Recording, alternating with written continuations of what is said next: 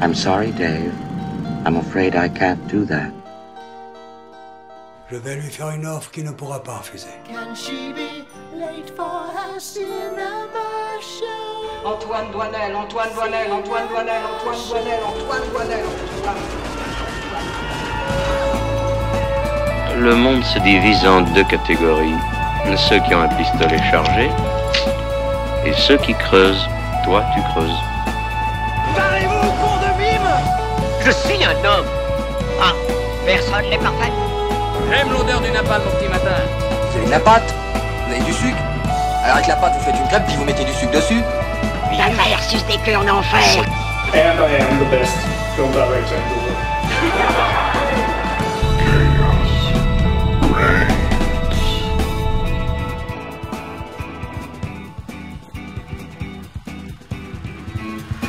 Salutations programme et bienvenue dans ce 5e épisode de la saison 8 de The Cinema Show, votre rendez-vous 100% cinéma en direct de la grille sur Radio Campus Montpellier 102.2 FM et en vidéo sur sur Twitch.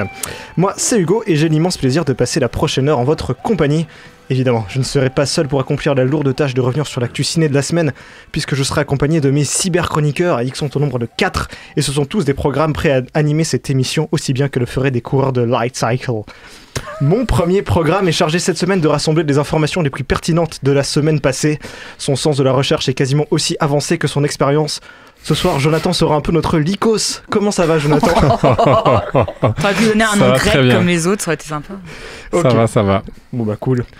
Avec nous également notre programme chargé de nous défendre contre les menaces issues des fichiers vérolés de la grille. Elle défend notre monde avec énormément de pugnacité, notre Avast antivirus de la soirée. Marie, comment ça va? Ça va super. Nickel. J'adore. Avast? Ouais, j'adore. Ouais, ok. Avec nous également notre programme chargé du divertissement ce soir avec son quiz. Ses connaissances en jeu et en fun sont absolument sans limite. C'est bien sûr Steam, alias Costa. Comment Merci, ça va super. Cette salle pue le bonheur et je suis très heureux. Nickel. Et enfin, on termine avec le programme qu'on vient d'installer. Il est jeune, dynamique et survolté. Ce soir, il sera donc notre ChatGPT. Mais son vrai prénom est... Putain, j'ai marqué mon prénom, je suis con. Ah non, pardon, c'est pas une erreur. Ok. Bah bonsoir Hugo, entre parenthèses 2. Comment ça va? Ça va et vous? Merci beaucoup. Bah ça va. Au platine ce soir, ça ne sera pas les Daft Punk, mais bien sûr les programmes OBS, alias Simon à la régie et Yanis Audacity au son. Ah, attendez, on me donne une info dans mon oreillette imaginaire. Ah bah il semblerait que ce soit l'anniversaire de Yanis, donc on souhaite un bon anniversaire à Yanis. Joyeux anniversaire. Birthday to you. Ça te fait quoi 17 ans, 18 ans, c'est ça? Oui. Ah oui. Quoi? Wow, presque un jeune en fait.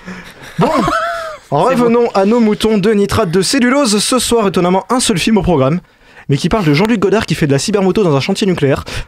Ok, pardon, j'ai confondu. Donc en fait, il y a bien 3 films au programme. Tron Ares de Joachim Röning, Meteors de Hubert Charuel et Claude Le Pape et Nouvelle Vague de Richard Linklater. Après ces débats, nous recevrons Aubry Dulin, membre du casting de Nouvelle Vague, pour discuter de son rôle de Jean-Paul Belmondo dans le film, avant bien sûr de dévoiler les tops de la semaine et de s'amuser gaiement avec le quiz de Costa. On finira comme d'hab avec le reco avant notre petite conclusion, et on fera également un petit détour en duplex depuis la très très surestimée ville de Lyon, où nos amis Jules et Inès couvrent pour nous le Festival Lumière, l'occasion pour nous de prendre des nouvelles de Thierry Frémaux. Quoi, on s'en fout? Ah, et avant qu'on enchaîne, je sais, l'actu politique française est ultra chargée, les ministres sont nommés, démissionnent, puis sont renommés, puis il y en a des nouveaux. Enfin bref, personne n'y comprend rien. Du coup, je vous propose un concept novateur, on va faire une émission hybride. Du coup, quand il y aura un mouvement du côté d'un ministère, on va voir ce qui se passe pour décortiquer. Ah bah tiens, au moment où je en parle, on dirait presque que c'est scripté. Je vais me renseigner. Alors, on aurait du mouvement aux plus hautes sphères de l'État puisque notre Premier ministre Sébastien Lecornu aurait démissionné. Macron aurait déjà choisi son successeur. Vraiment un Premier ministre de la dernière chance, là. Alors, qui est allé chercher cette fois? Et il s'agit de Xavier Dupont de Ligonnès. Ah, quand même. Il a vraiment cherché loin cette fois. Le président de la République a déclaré « Je ne connais personne de mieux placé pour enterrer un budget ». Un bien beau projet, si vous voulez mon avis. Il est vraiment bien, celle-là. Bon, écoutez, on suivra l'annonce de son gouvernement durant l'émission. Enfin, j'espère qu'il le reste du monde parce que là, ils ont un peu tout épuisé. En attendant, on va passer des nouvelles peut-être un peu plus réjouissantes avec les news de Jonathan. Now, Buffalo's #1 news team. Good evening and welcome to Eyewitness News at 6. I'm Susan Ortega. And I'm Evan Baxter and here's what's making news. Et on commence avec la disparition d'une légende du cinéma. Le Parrain, 1972, Francis Ford Coppola cherche une actrice à contre-courant du monde mafieux, cherchant une énergie américaine moderne, une excentricité qui détonne avec le reste du casting. C'est une énergie qu'il trouvera sur le visage de Diane Keaton. Et il fallait une sacrée dose de talent pour donner la réplique à cet Al Pacino-là. Aujourd'hui, ce visage est inscrit à la postérité, notamment dans l'ultime plan du même Parrain. On se souvient, les fidèles de Michael Corleone l'adoubent, lui baisent la main, c'est la naissance d'un monstre. La porte va se fermer, la caméra change de point de vue et l'on termine sur un visage gorgé de larmes, celui de Diane Keaton, qui devient le témoin de cet inéluctable changement. Toute la puissance et l'ambiguïté de ce final passent par ce regard face caméra, si puissant. Diane Keaton nous a malheureusement quittés ce 11 octobre à l'âge de 79 ans. Mais Diane Keaton, ce n'est pas que le Parrain, c'est aussi la muse de Woody Allen, celle qui lui aura donné les meilleures répliques. Guerre et amour, Manhattan, Annie Hall, à la fois excentrique, hilarante, imprévisible, vulnérable, inoubliable. Comme elle le chantait elle-même dans Annie Hall, tout cela ressemble au bon vieux temps. Seems like old times.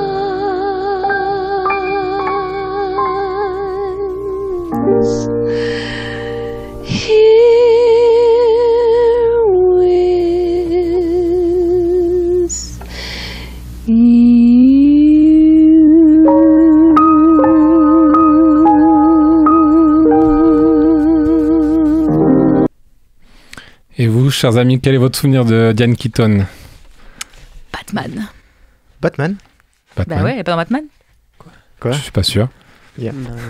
Il est expert en Batman qui est en train de vérifier sur le canapé. Alors, j'ai vu aucun film de Diane Keaton, enfin dans lequel elle est, mais je crois pas qu'elle est dans Batman. Hein. Non, je crois pas. Parce que tu commences par j'ai vu aucun film de Diane Keaton et je ne crois pas qu'elle soit dans Oui, non, mais parce que j'arrive en fait. Non, j'arrive pas dans Batman. Hein. Mais bah non. C'est Michel Pfeiffer qui est dans Batman. Ah ouais, à chaque fois qu'on fait un hommage, en fait.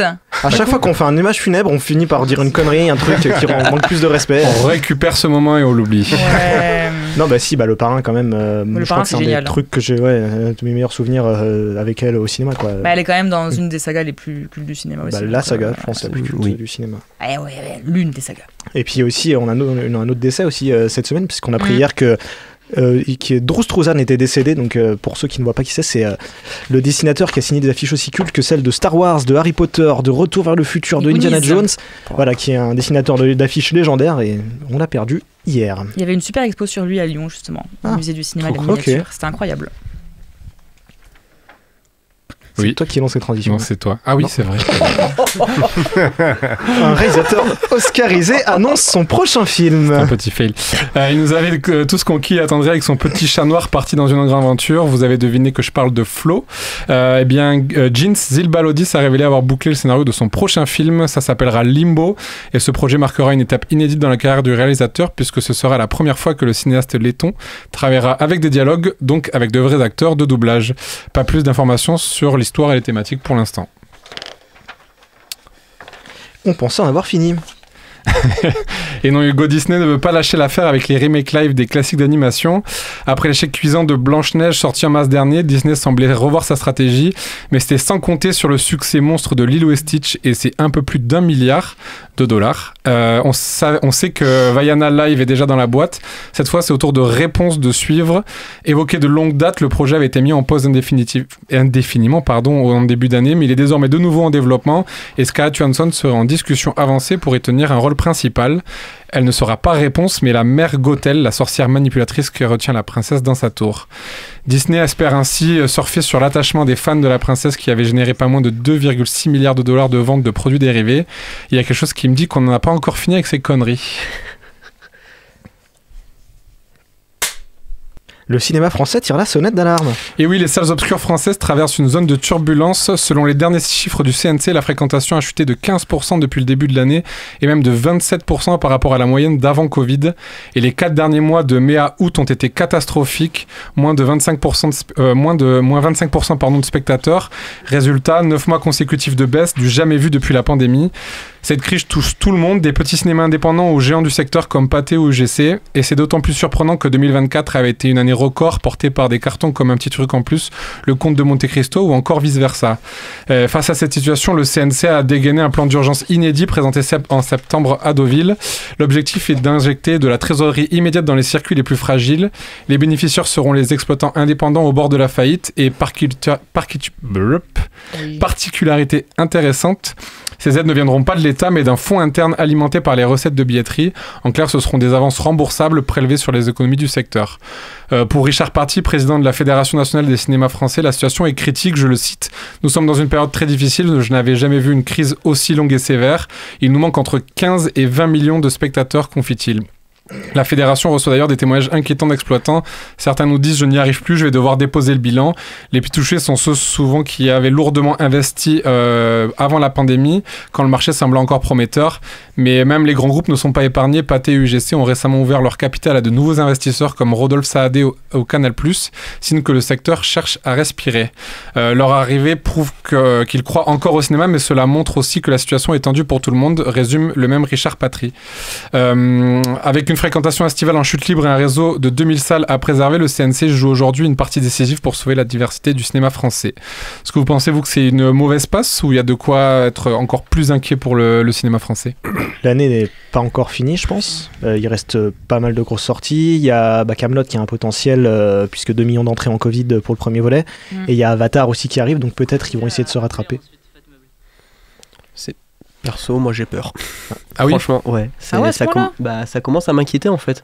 Quand je vois toutes les plateformes de streaming qui sortent, quand je discute avec des gens qui me disent que de toute façon ils préfèrent rester chez eux pour voir des films, les louer ou alors les regarder sur les plateformes parce que le cinéma, de toute façon c'est chiant ou je ne sais quoi. En fait, oui, ça m'inquiète puisque c'est. Même si nous on adore aller au cinéma, tout ça, en fait, c'est pas nous qui faisons le chiffre, c'est pas nous les 15 millions et les 20 millions qui manquent. Donc en fait, oui, ça me fait peur parce que les gens, entre guillemets, normaux, dans le sens ceux qui sont pas qui vont pas tous les 4 matins, si eux sont plus là, oui, le cinéma va disparaître. Enfin, après, avant d'être alarmiste, si on peut se baser aussi sur l'année 2024, qui avait été une année record certes, mais ce n'est que l'année dernière. Oui. Il faut, en fait, ça manque de films locomotifs, donc c'est-à-dire vraiment les films qui cartonnent et qui amènent par effet un peu de domino d'autres personnes dans d'autres films. Et c'est vrai que cette année on en manque, les gros films n'ont pas marché comme ils auraient dû. Après, c'est vrai qu'il y a Kaamelott à voir ce que ça va donner. C'est vrai qu'il avait été un peu tronqué avec la période de Covid. Il avait pris le pass sanitaire le jour de sa sortie. Donc, oui, d'accord. Vraiment. Et il avait fait 2 millions d'entrées comme ça. 2 millions avec ça, c'est pour ça. Donc, avoir le potentiel. Et puis, oui, Avatar en fin d'année. Mais ça reste quand même aussi la fin d'année. Donc, ça va basculer sur l'année prochaine. Ouais. Mais il y a Chien 51 aussi qui est arrivé aujourd'hui. Je doute de son potentiel. Mais je pense qu'ils y croient quand même un minimum parce qu'ils ont mis beaucoup de pognon dedans. Donc, mais avant de parler des gens qui n'y vont pas, il faudrait peut-être proposer des choses que les gens ont envie de voir, quoi, parce qu'à un moment donné c'est facile de dire que les gens ne vont plus dans les salles, mais en fait montrez-leur des choses bien parce que ça commence à être compliqué au niveau des programmations des grands mieux demain qui sortait, c'est pas... voilà, peut-être renouvelez-vous aussi. Moi, au niveau des propositions. J'ai pas si peur, parce que là justement, de plus en plus on a des films asiatiques qui commencent à faire de plus en plus d'entrées, comme par exemple le dernier Demon Slayer. C'est juste qu'en fait on a une sorte d'année de charnière où la fabrique hollywoodienne est totalement en train de s'essouffler, et en fait justement eux ils ça attire des nouveaux publics en fait, finalement, et en fait pour moi je pense que c'est juste une transformation du cinéma, et je pense que j'ai pas si peur. C'est comme tu disais, il manque ces films locomotives, mais qui vont plus venir d'Hollywood comme on pense, et qui vont venir d'autres secteurs, donc j'ai pas si peur. Il faut pas oublier que les gens n'ont plus de sous en fait. La vie est ultra chère, l'inflation est énorme, vivre en ce moment c'est compliqué, alors oui, effectivement le cinéma ça passe peut-être pas en priorité. Oui, c'est vrai que c'est un luxe que tout le monde se permet plus forcément, même dans les petits cinémas où les places sont à 5-6 €. Mais après aussi, moi je me dis l'année prochaine il y a quand même pas mal de grosses sorties qui arrivent, beaucoup de sorties hollywoodiennes. Je pense par exemple aux Avengers, je crois qu'il y a Batman partie 2. Non, ça c'est 2027. Mais en fait, bon, je me suis foiré sur ce point-là. Mais je sais qu'il y a plein de grosses sorties qui arrivent l'année prochaine, donc peut-être que aussi l'année prochaine ça va... Oui, après Avengers, ils ont pas intérêt à se planter, Marvel, parce que là, ça va... Mais il y a la France aussi, elle prépare ses blockbusters, parce qu'il y a plein d'adaptations de grosses licences qui sont prévues. Il y a Les Rois Maudits, là, par les réalisateurs de Monte Cristo, qui est en préparation. Il y a aussi la France qui tente d'avoir aussi ses films un peu locomotives. De Gaulle aussi, il y a le biopic en 2 parties. Cool. Et d'essayer de faire que ces films comédies soient moins les comédies avec Christian Clavier et Didier Bourdon, et peut-être des trucs un petit peu plus, qui parlent un peu plus aux générations un peu plus jeunes. Ils sont toujours là, je pense. Oui, non, mais eux, ils sont pris limite immortels, mais bon. Bon, en tout cas, merci Jonathan pour ces news. Avec plaisir. Avant de poursuivre, on va se téléporter dans la pire ville du monde, alias Lyon. Et on va retrouver Jules et Inès en direct du Festival Lumière. Nous déclarons Lumière. Qu'est-ce qu'il raconte? 2025. Le Festival des cinémas de Lyon était des métropoles de Lyon ouvertes. Merci Jérémy Allen White pour cette transition. Wow. Donc on va tout de suite retrouver Jules, Inès et Victor. Est-ce que vous nous entendez ? Oui. Mais qu'est-ce qu'ils sont beaux. Ouais, nous on vous entend nickel. Alors, est-ce que, première question assez évidente, est-ce que ça va ? Ça va et vous ? Alors, j'aime pas le présentateur à la radio ce soir, mais tout va bien. Ok, d'accord, ça marche, nickel. Mais moi, j'avais une deuxième question. Vous avez pas trop le seum d'être dans une ville aussi nulle à chier ? La vie n'a jamais... Il est juste frustré. La vie n'a jamais été aussi belle. Regardez, ils ont trouvé la campagne à Lyon, c'est forcément qu'ils sont sortis de Lyon. Ils ont l'air bien plus heureux que toi. On va aller dans le concret. Est-ce que vous pourriez présenter rapidement le Festival Lumière ? Bah, du coup, c'est un événement qui a lieu chaque année, qui dure 9 jours à peu près, où il y a plein de rétrospectives de nombreux cinéastes qui sont mis en avant, avec un en particulier qui reçoit le prix Lumière pour sa carrière. Et c'est l'occasion de revoir des anciens films, mais il y a aussi des avant-premières, des grands événements, tout plein de séances assez importantes pour redécouvrir d'anciens films. Voilà. Chaque année, il y a un prix pour un réalisateur ou un artiste, et cette année-là, c'est Michael Mann. D'autres années où il y avait Tim Burton, il y avait Jane Campion, etc. Donc voilà, cette année, c'est Michael Mann. Ok, alors du coup, le festival, il a démarré ce week-end. On a déjà vu pas mal d'images passer, notamment Calmerade qui chante Jedi Mitchell. Comment vous trouvez le festival pour l'instant ? Festival. Alors moi, je suis plus... j'ai pas fait les gros événements, j'avoue, j'ai pas eu les places. Mais sinon, très bonne ambiance, toutes les séances sont remplies. Vous, je sais que vous avez vu des gros trucs dans l'ouverture. Nous, on a suivi Sean Penn qui, à la fin, en avait marre. Mais sinon, c'était quand même très cool, les différentes séances qu'on a pu voir avec lui. On a vu également présentation de Into the Wild avec Sean Penn. Moi, j'ai vu l'avant-première de Arco avec Nathalie Portman. Et la séance d'ouverture était vraiment sympa. Il y avait vraiment du beau monde cette année. Non, ça se passe vraiment bien. Et il y a toujours une bonne ambiance, comme d'hab. C'est une ambiance très, très cinéphile et même de partage de cinéma qui fait plaisir. On célèbre beaucoup de filmographie. Il y a beaucoup de films cultes.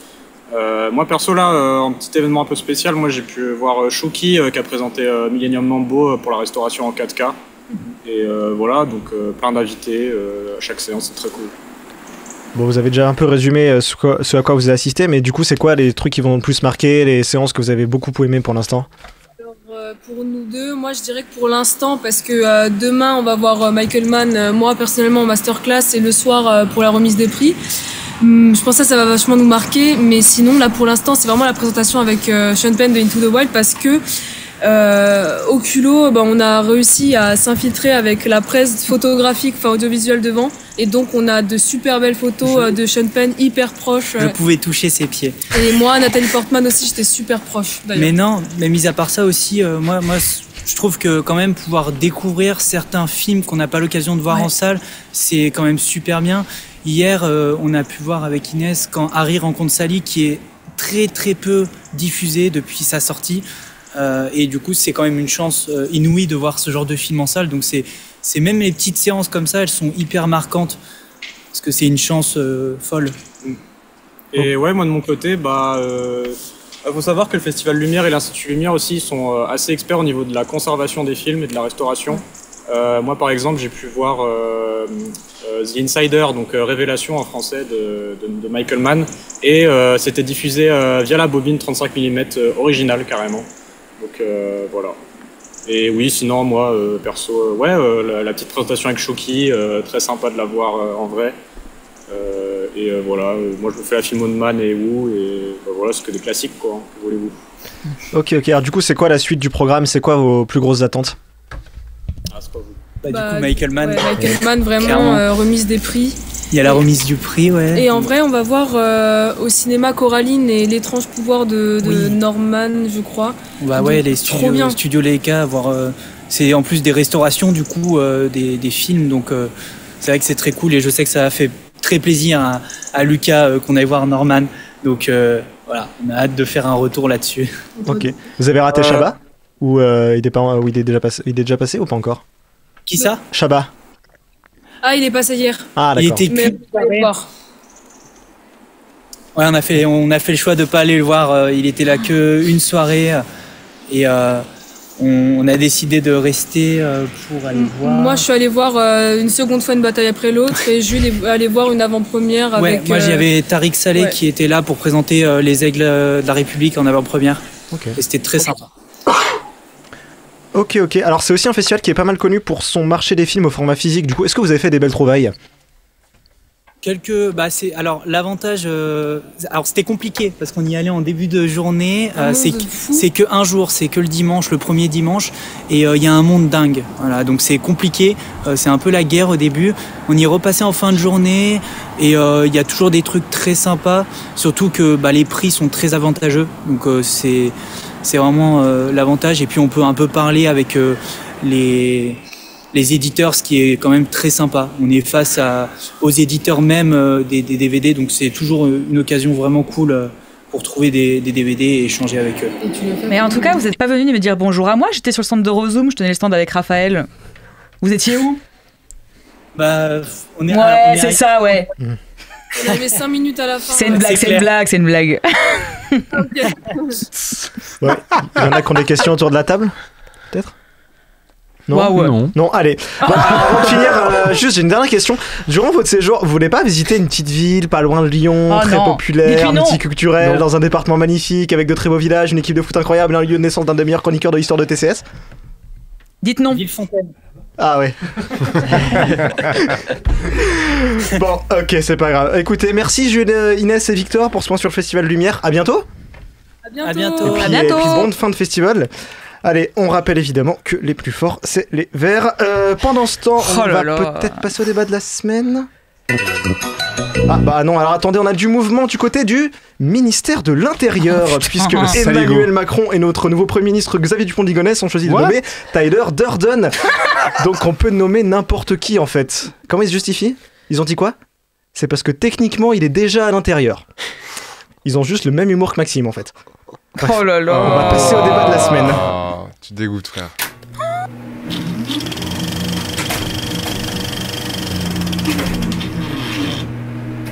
Pour rappel, nous débattrons de 3 films ce soir, Tron Ares, Météores et Nouvelle Vague.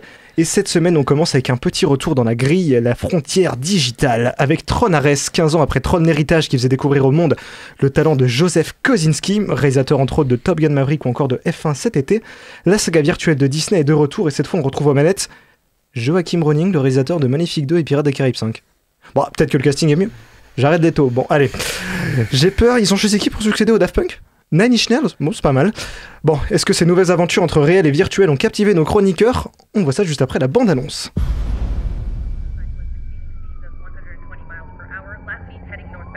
Unit 12, acknowledging dispatch. Already in pursuit.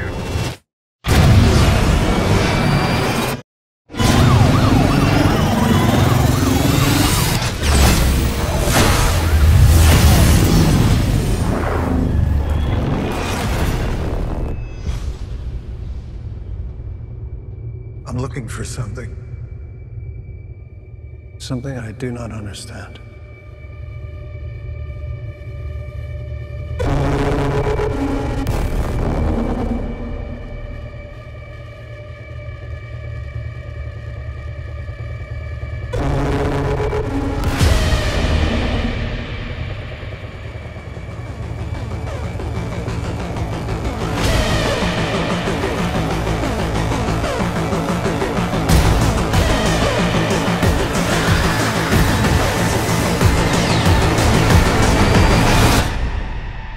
Ready?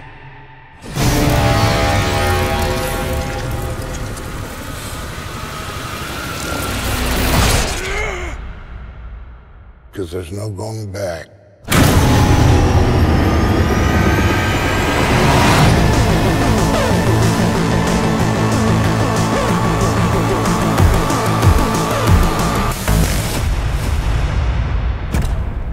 L'étonnante aventure d'un programme hautement sophistiqué du nom de Ares, envoyé du monde numérique au monde réel pour une mission dangereuse qui marquera la première rencontre de l'humanité avec des êtres dotés d'une intelligence artificielle.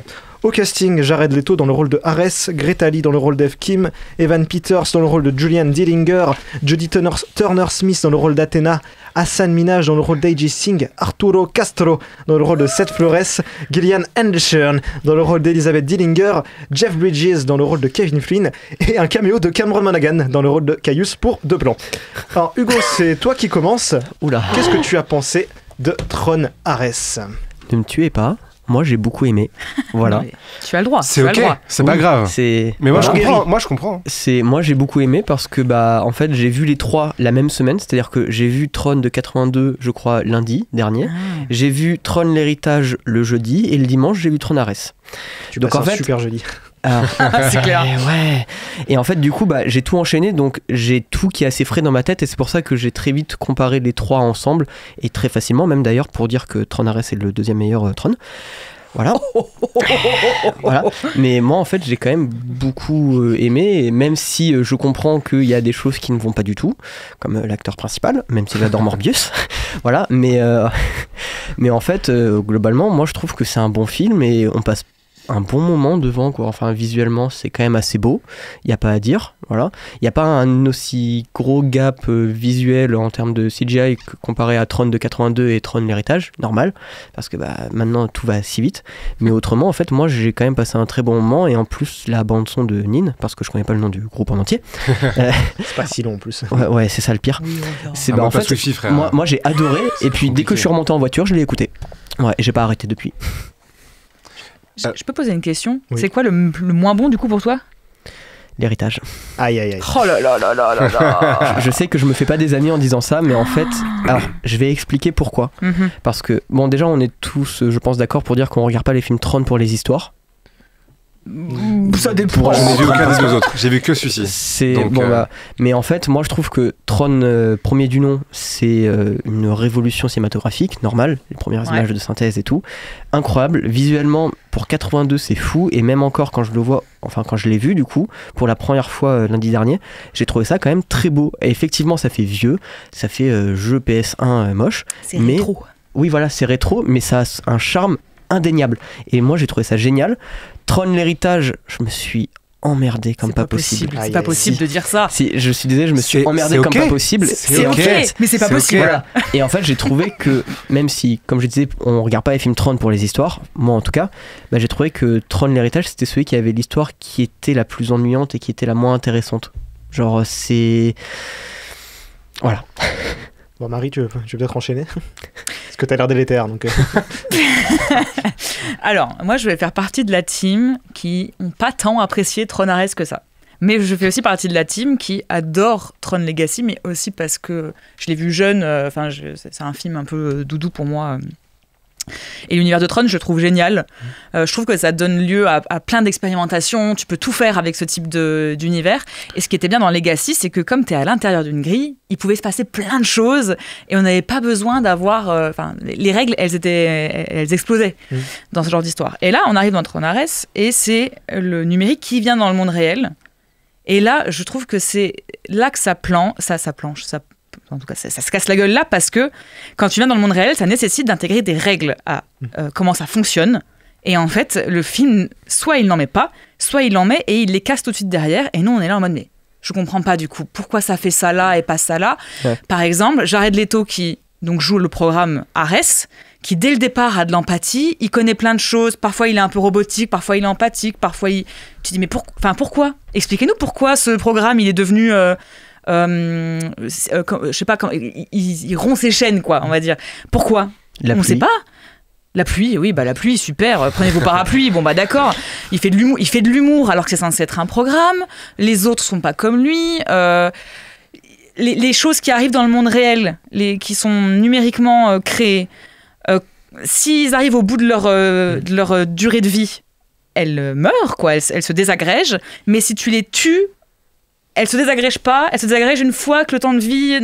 Il y a plein de trucs comme ça, tu te dis... Et puis, ils sont capables de les générer sans besoin de matière première aussi. Non, mais voilà, il y a plein de choses comme ça, tu te dis, c'est pas grave, on fait comme si les questions n'existaient pas, ils seront dans le film, ils diront rien. Mais non, il faut placer des règles et les respecter quand tu fais ce type d'histoire. Au-delà de ça, si je peux trouver des points positifs au film, c'est la musique, qui est très très bien, mais comme dans n'importe quel Tron, en fait, ils ont toujours bien fait ça, c'est la musique. Et visuellement, je trouve que les scènes d'action sont très divertissantes. Les scènes de poursuite et tout ça, les effets spéciaux sont très beaux. Et mais parce que c'est du Tron et qu'on adore l'univers Tron et ça reste divertissant.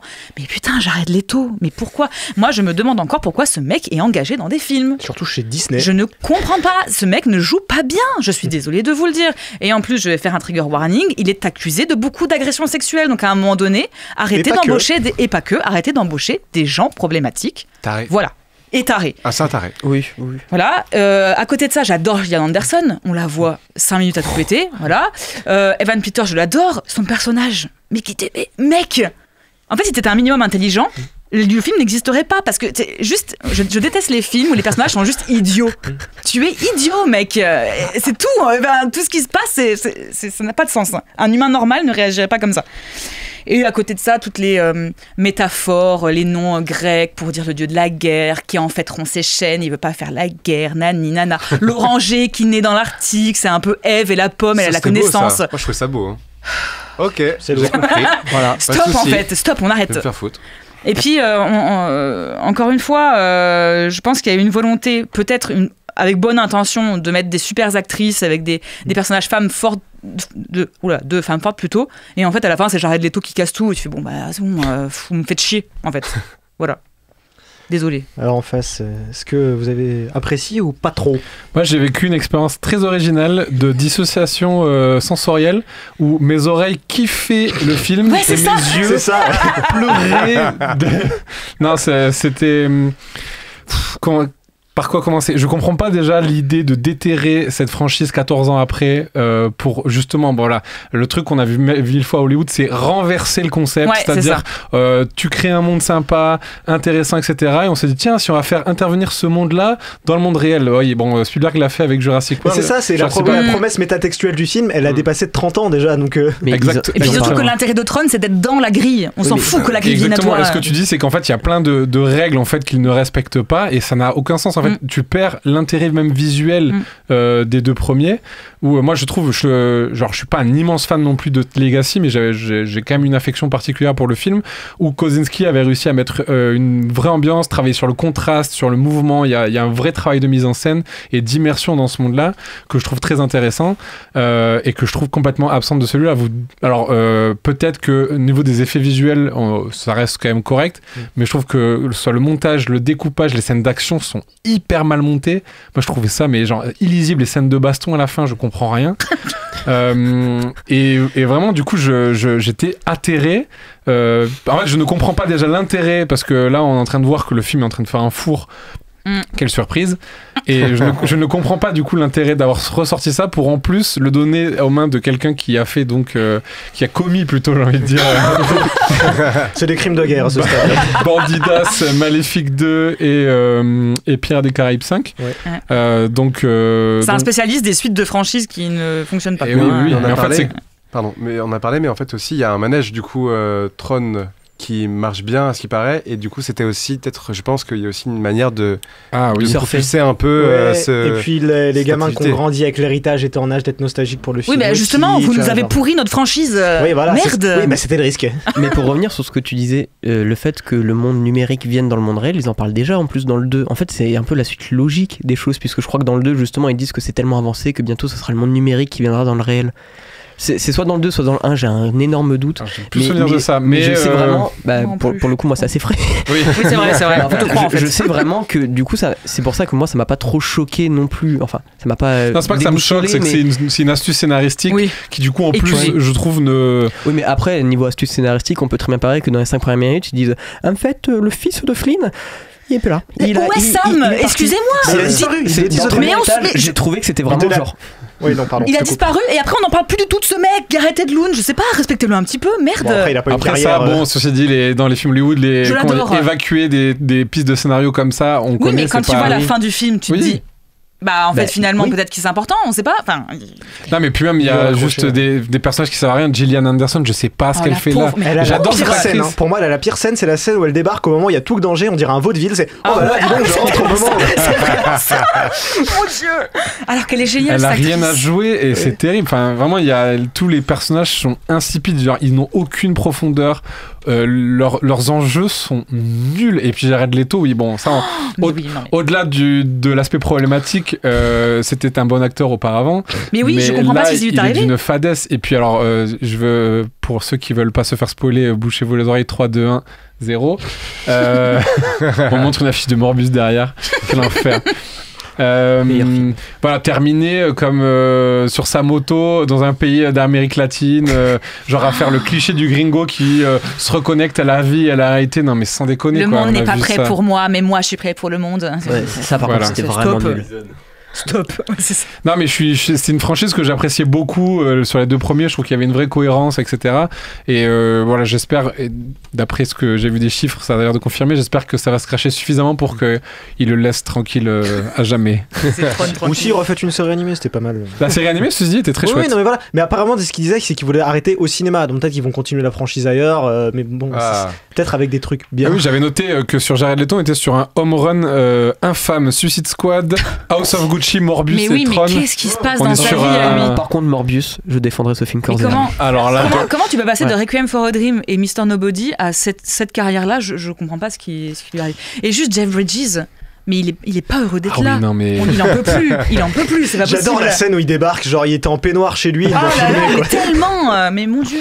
Ils ont fait un appel Zoom et puis hop, c'est bon. Non, mais en fait il s'est trompé, il fait la suite. Pour lui, il fait la suite de The Big Lebowski. Oui, il est pas au courant de ce qu'il fait, c'est sûr. Il y avait des impôts à payer apparemment. Ouais. Bon, vous l'aurez compris, ce nouvel opus de Tron ne semble pas avoir enthousiasmé l'ensemble. Ah, t'as pas parlé? Oh, vas-y. Ah bah moi c'est juste que j'ai dormi une partie du film, donc j'ai une critique, si vous voulez, sur les sièges confort de Pathé qui étaient incroyables.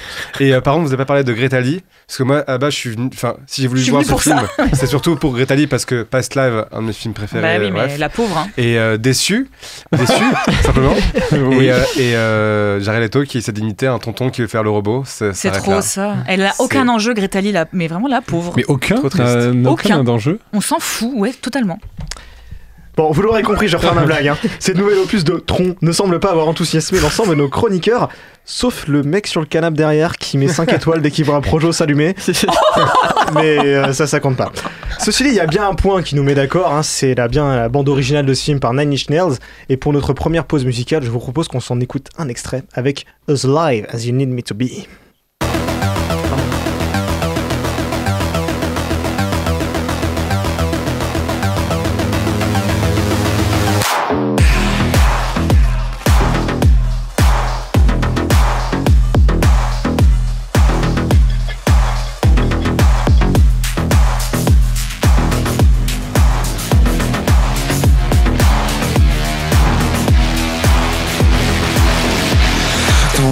Makes me feel infection. It's almost like a tongue on the back of my neck. I never had a choice, connection. I never had a chance to catch my breath. It's eating up the space between us. It's eating up all remaining doubt. It's filling up the hole inside you. It's trying to find a way to let itself out.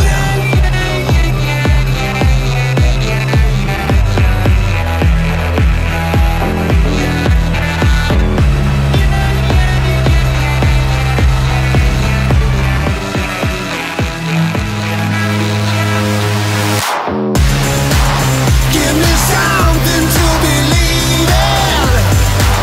All these hands have got a hold on me. Give me something to believe in. As alive as you need me to be.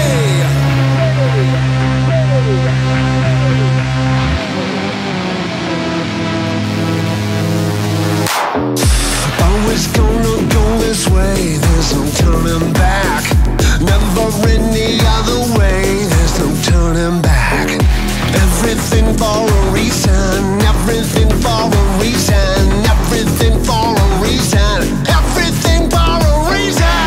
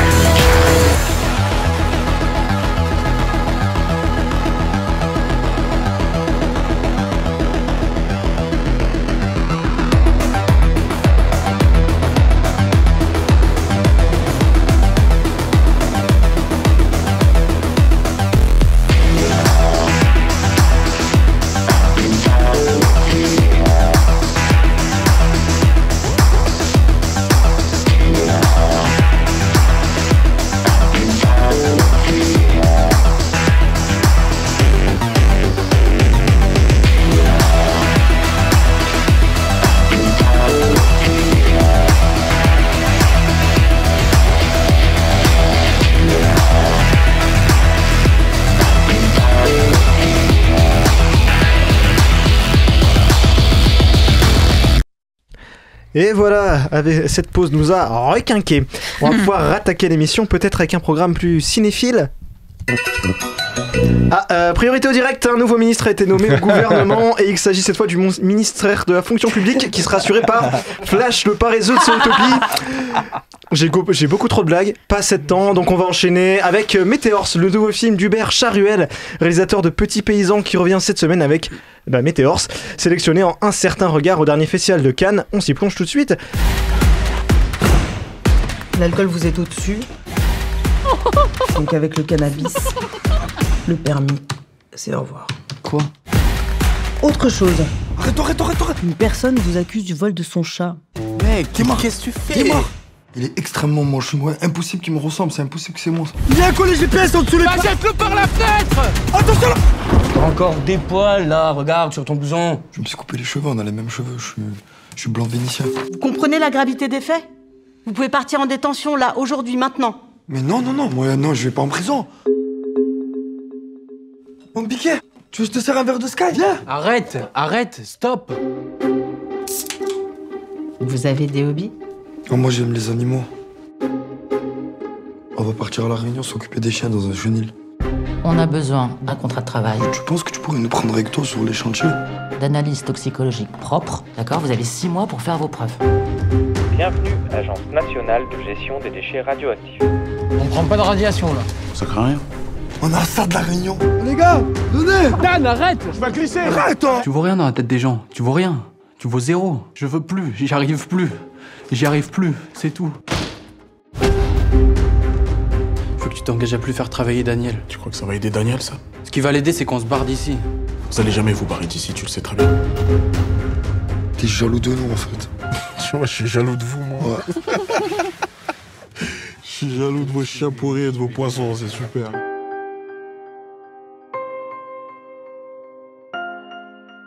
De quoi ça parle? Diagonale du vide, 3 amis inséparables.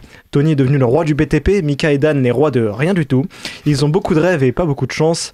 Après un nouveau plan raté, Mika et Dan doivent se sauver d'ici et même se sauver tout court. Ils se retrouvent à bosser pour Tony dans une poubelle nucléaire. Est-ce le début d'une nouvelle vie ou la fin de tout? 3 personnages principaux, Paul Kircher dans le rôle de Mika, Idir Azougli dans le rôle de Daniel, Salif Cissé dans le rôle de Tony. Costa, qu'est-ce que tu as pensé de Météors? Eh bien, c'est un film qui a un sujet très intéressant, très dur aussi à en parler, et ayant un peu du coup des proches qui ont vécu ça, en fait, du coup, ça a été très dur pour moi de ce film, et du coup, le sujet était super, et le film avait beaucoup de sincérité. Moi, j'ai adoré en quelque sorte tout le propos et la manière de comment il aborde ce sujet. Le truc, moi, ce que j'ai, c'est des problèmes d'écriture. Par exemple, des personnages, genre, je pense au PDG, un des personnages secondaires, comment il s'appelle déjà? J'ai oublié son... Mais bref, c'est pas quelque chose. Et par exemple, ce personnage-là, je comprends pas en fait comment il peut être pote avec en quelque sorte des ringards, alors qu'il est PDG d'une entreprise, il a une villa. Pour moi, il y a plein Salif Cissé, le troisième. Oui, merci, Salif Cissé, exactement. Pour moi, il y a plein d'incohérences dans l'écriture. En fait, on comprend pas. En fait, c'est pas assez justifié de pourquoi ils sont potes. Et en fait, du coup, tout ça, pour moi, il y a un côté un peu court-métrage allongé en long-métrage. Et c'est ça un peu ce que je reproche, c'est des problèmes d'écriture. Après, sinon, il y a une belle fin. Et en vrai, quand même, j'ai eu plein d'émotions, donc j'aime ce film. Jonathan, peut-être?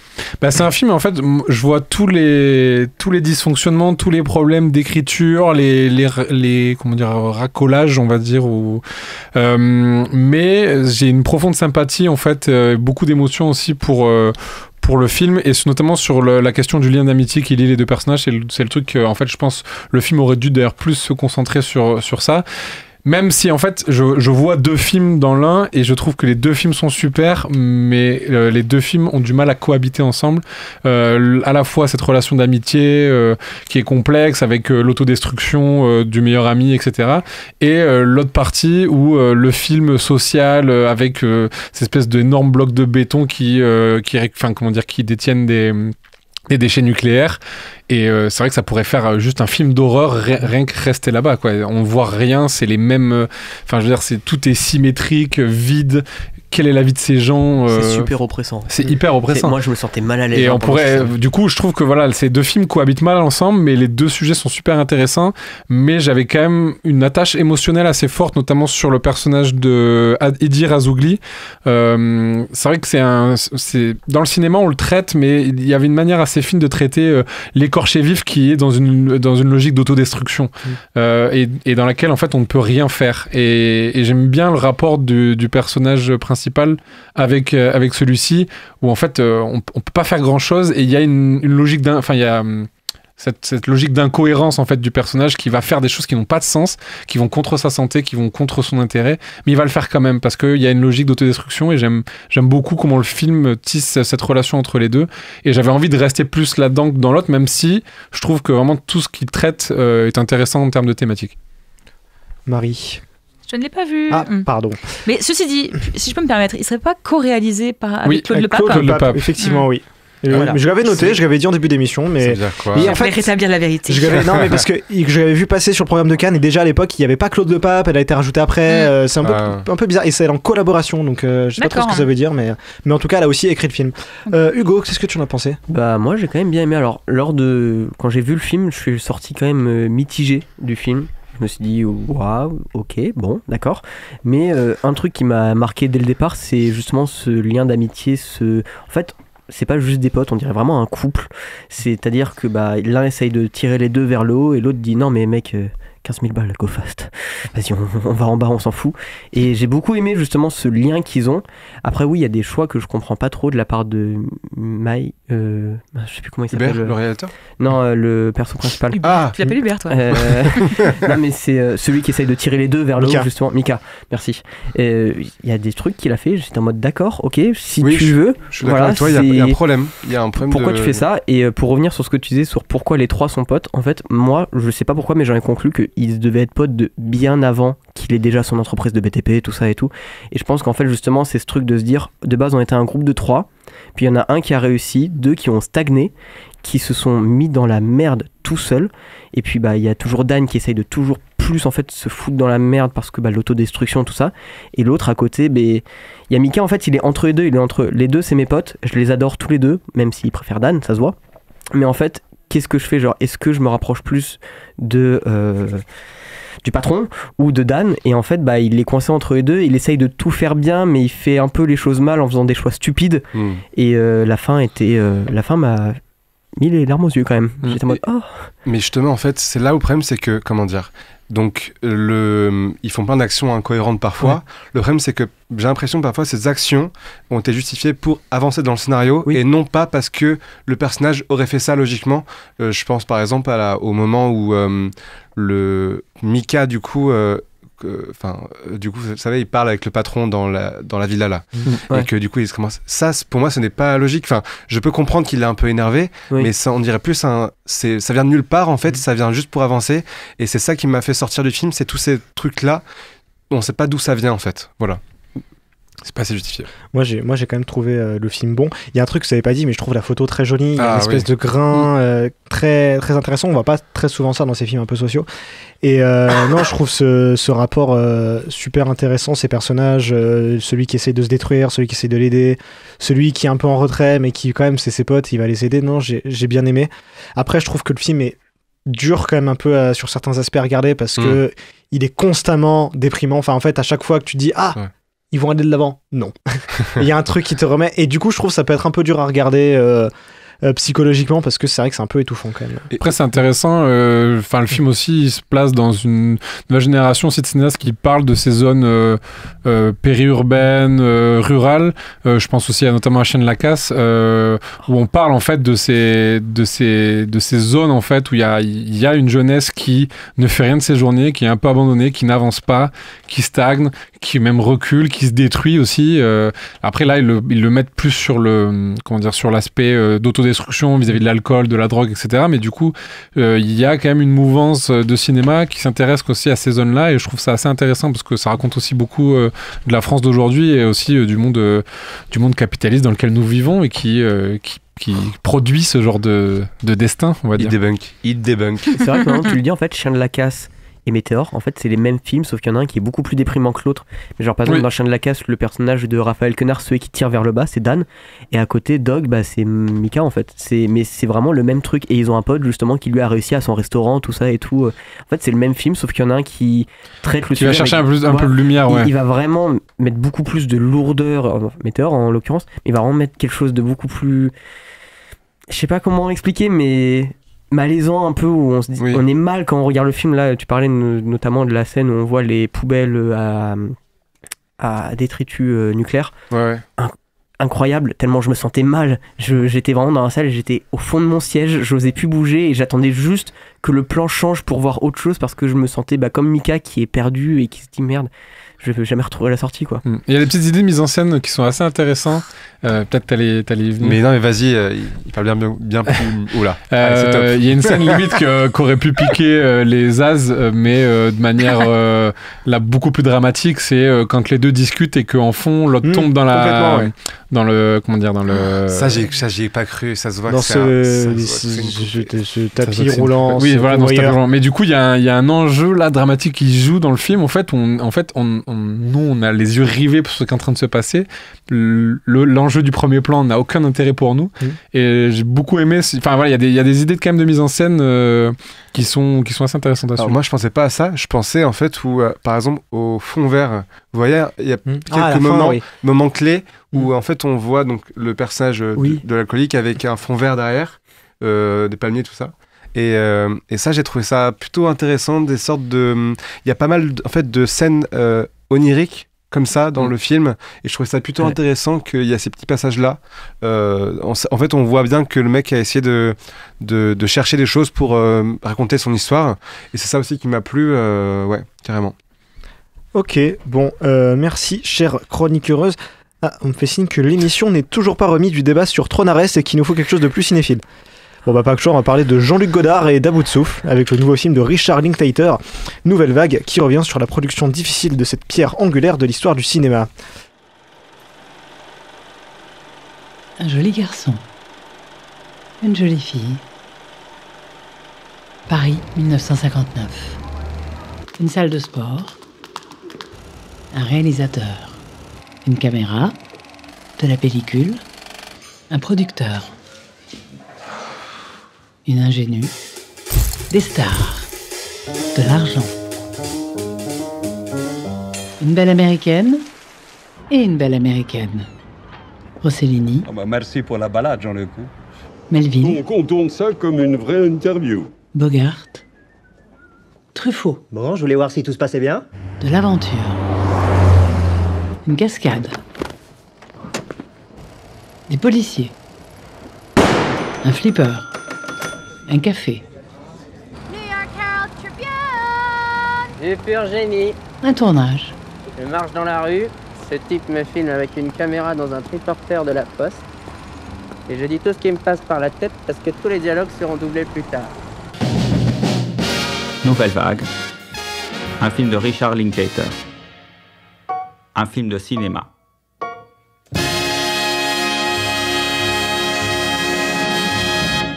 Alors l'histoire est assez simple, ceci est l'histoire de Godard tournant à bout de souffle, racontée dans le style et l'esprit de Godard tournant à bout de souffle. Beaucoup de monde au casting, aucun n'est connu. Guillaume Marbeck, Zoe Dutch, Aubry Dulin, Bruno Dreyfus, Benjamin Cléry, Mathieu Panchina, Pauline Bell, Blaise Petton, Benoît Boutors, Paolo Luca Noé, et je vais pas tous les faire, il y en a beaucoup trop. Marie, qu'est-ce que tu as pensé de ce retour en pleine Nouvelle Vague ? Alors, je vous cache pas que j'avais un petit peu peur, parce que j'aime beaucoup la période de la Nouvelle Vague. J'aime un peu moins Godard et j'ai fait 7 ans de cinéma.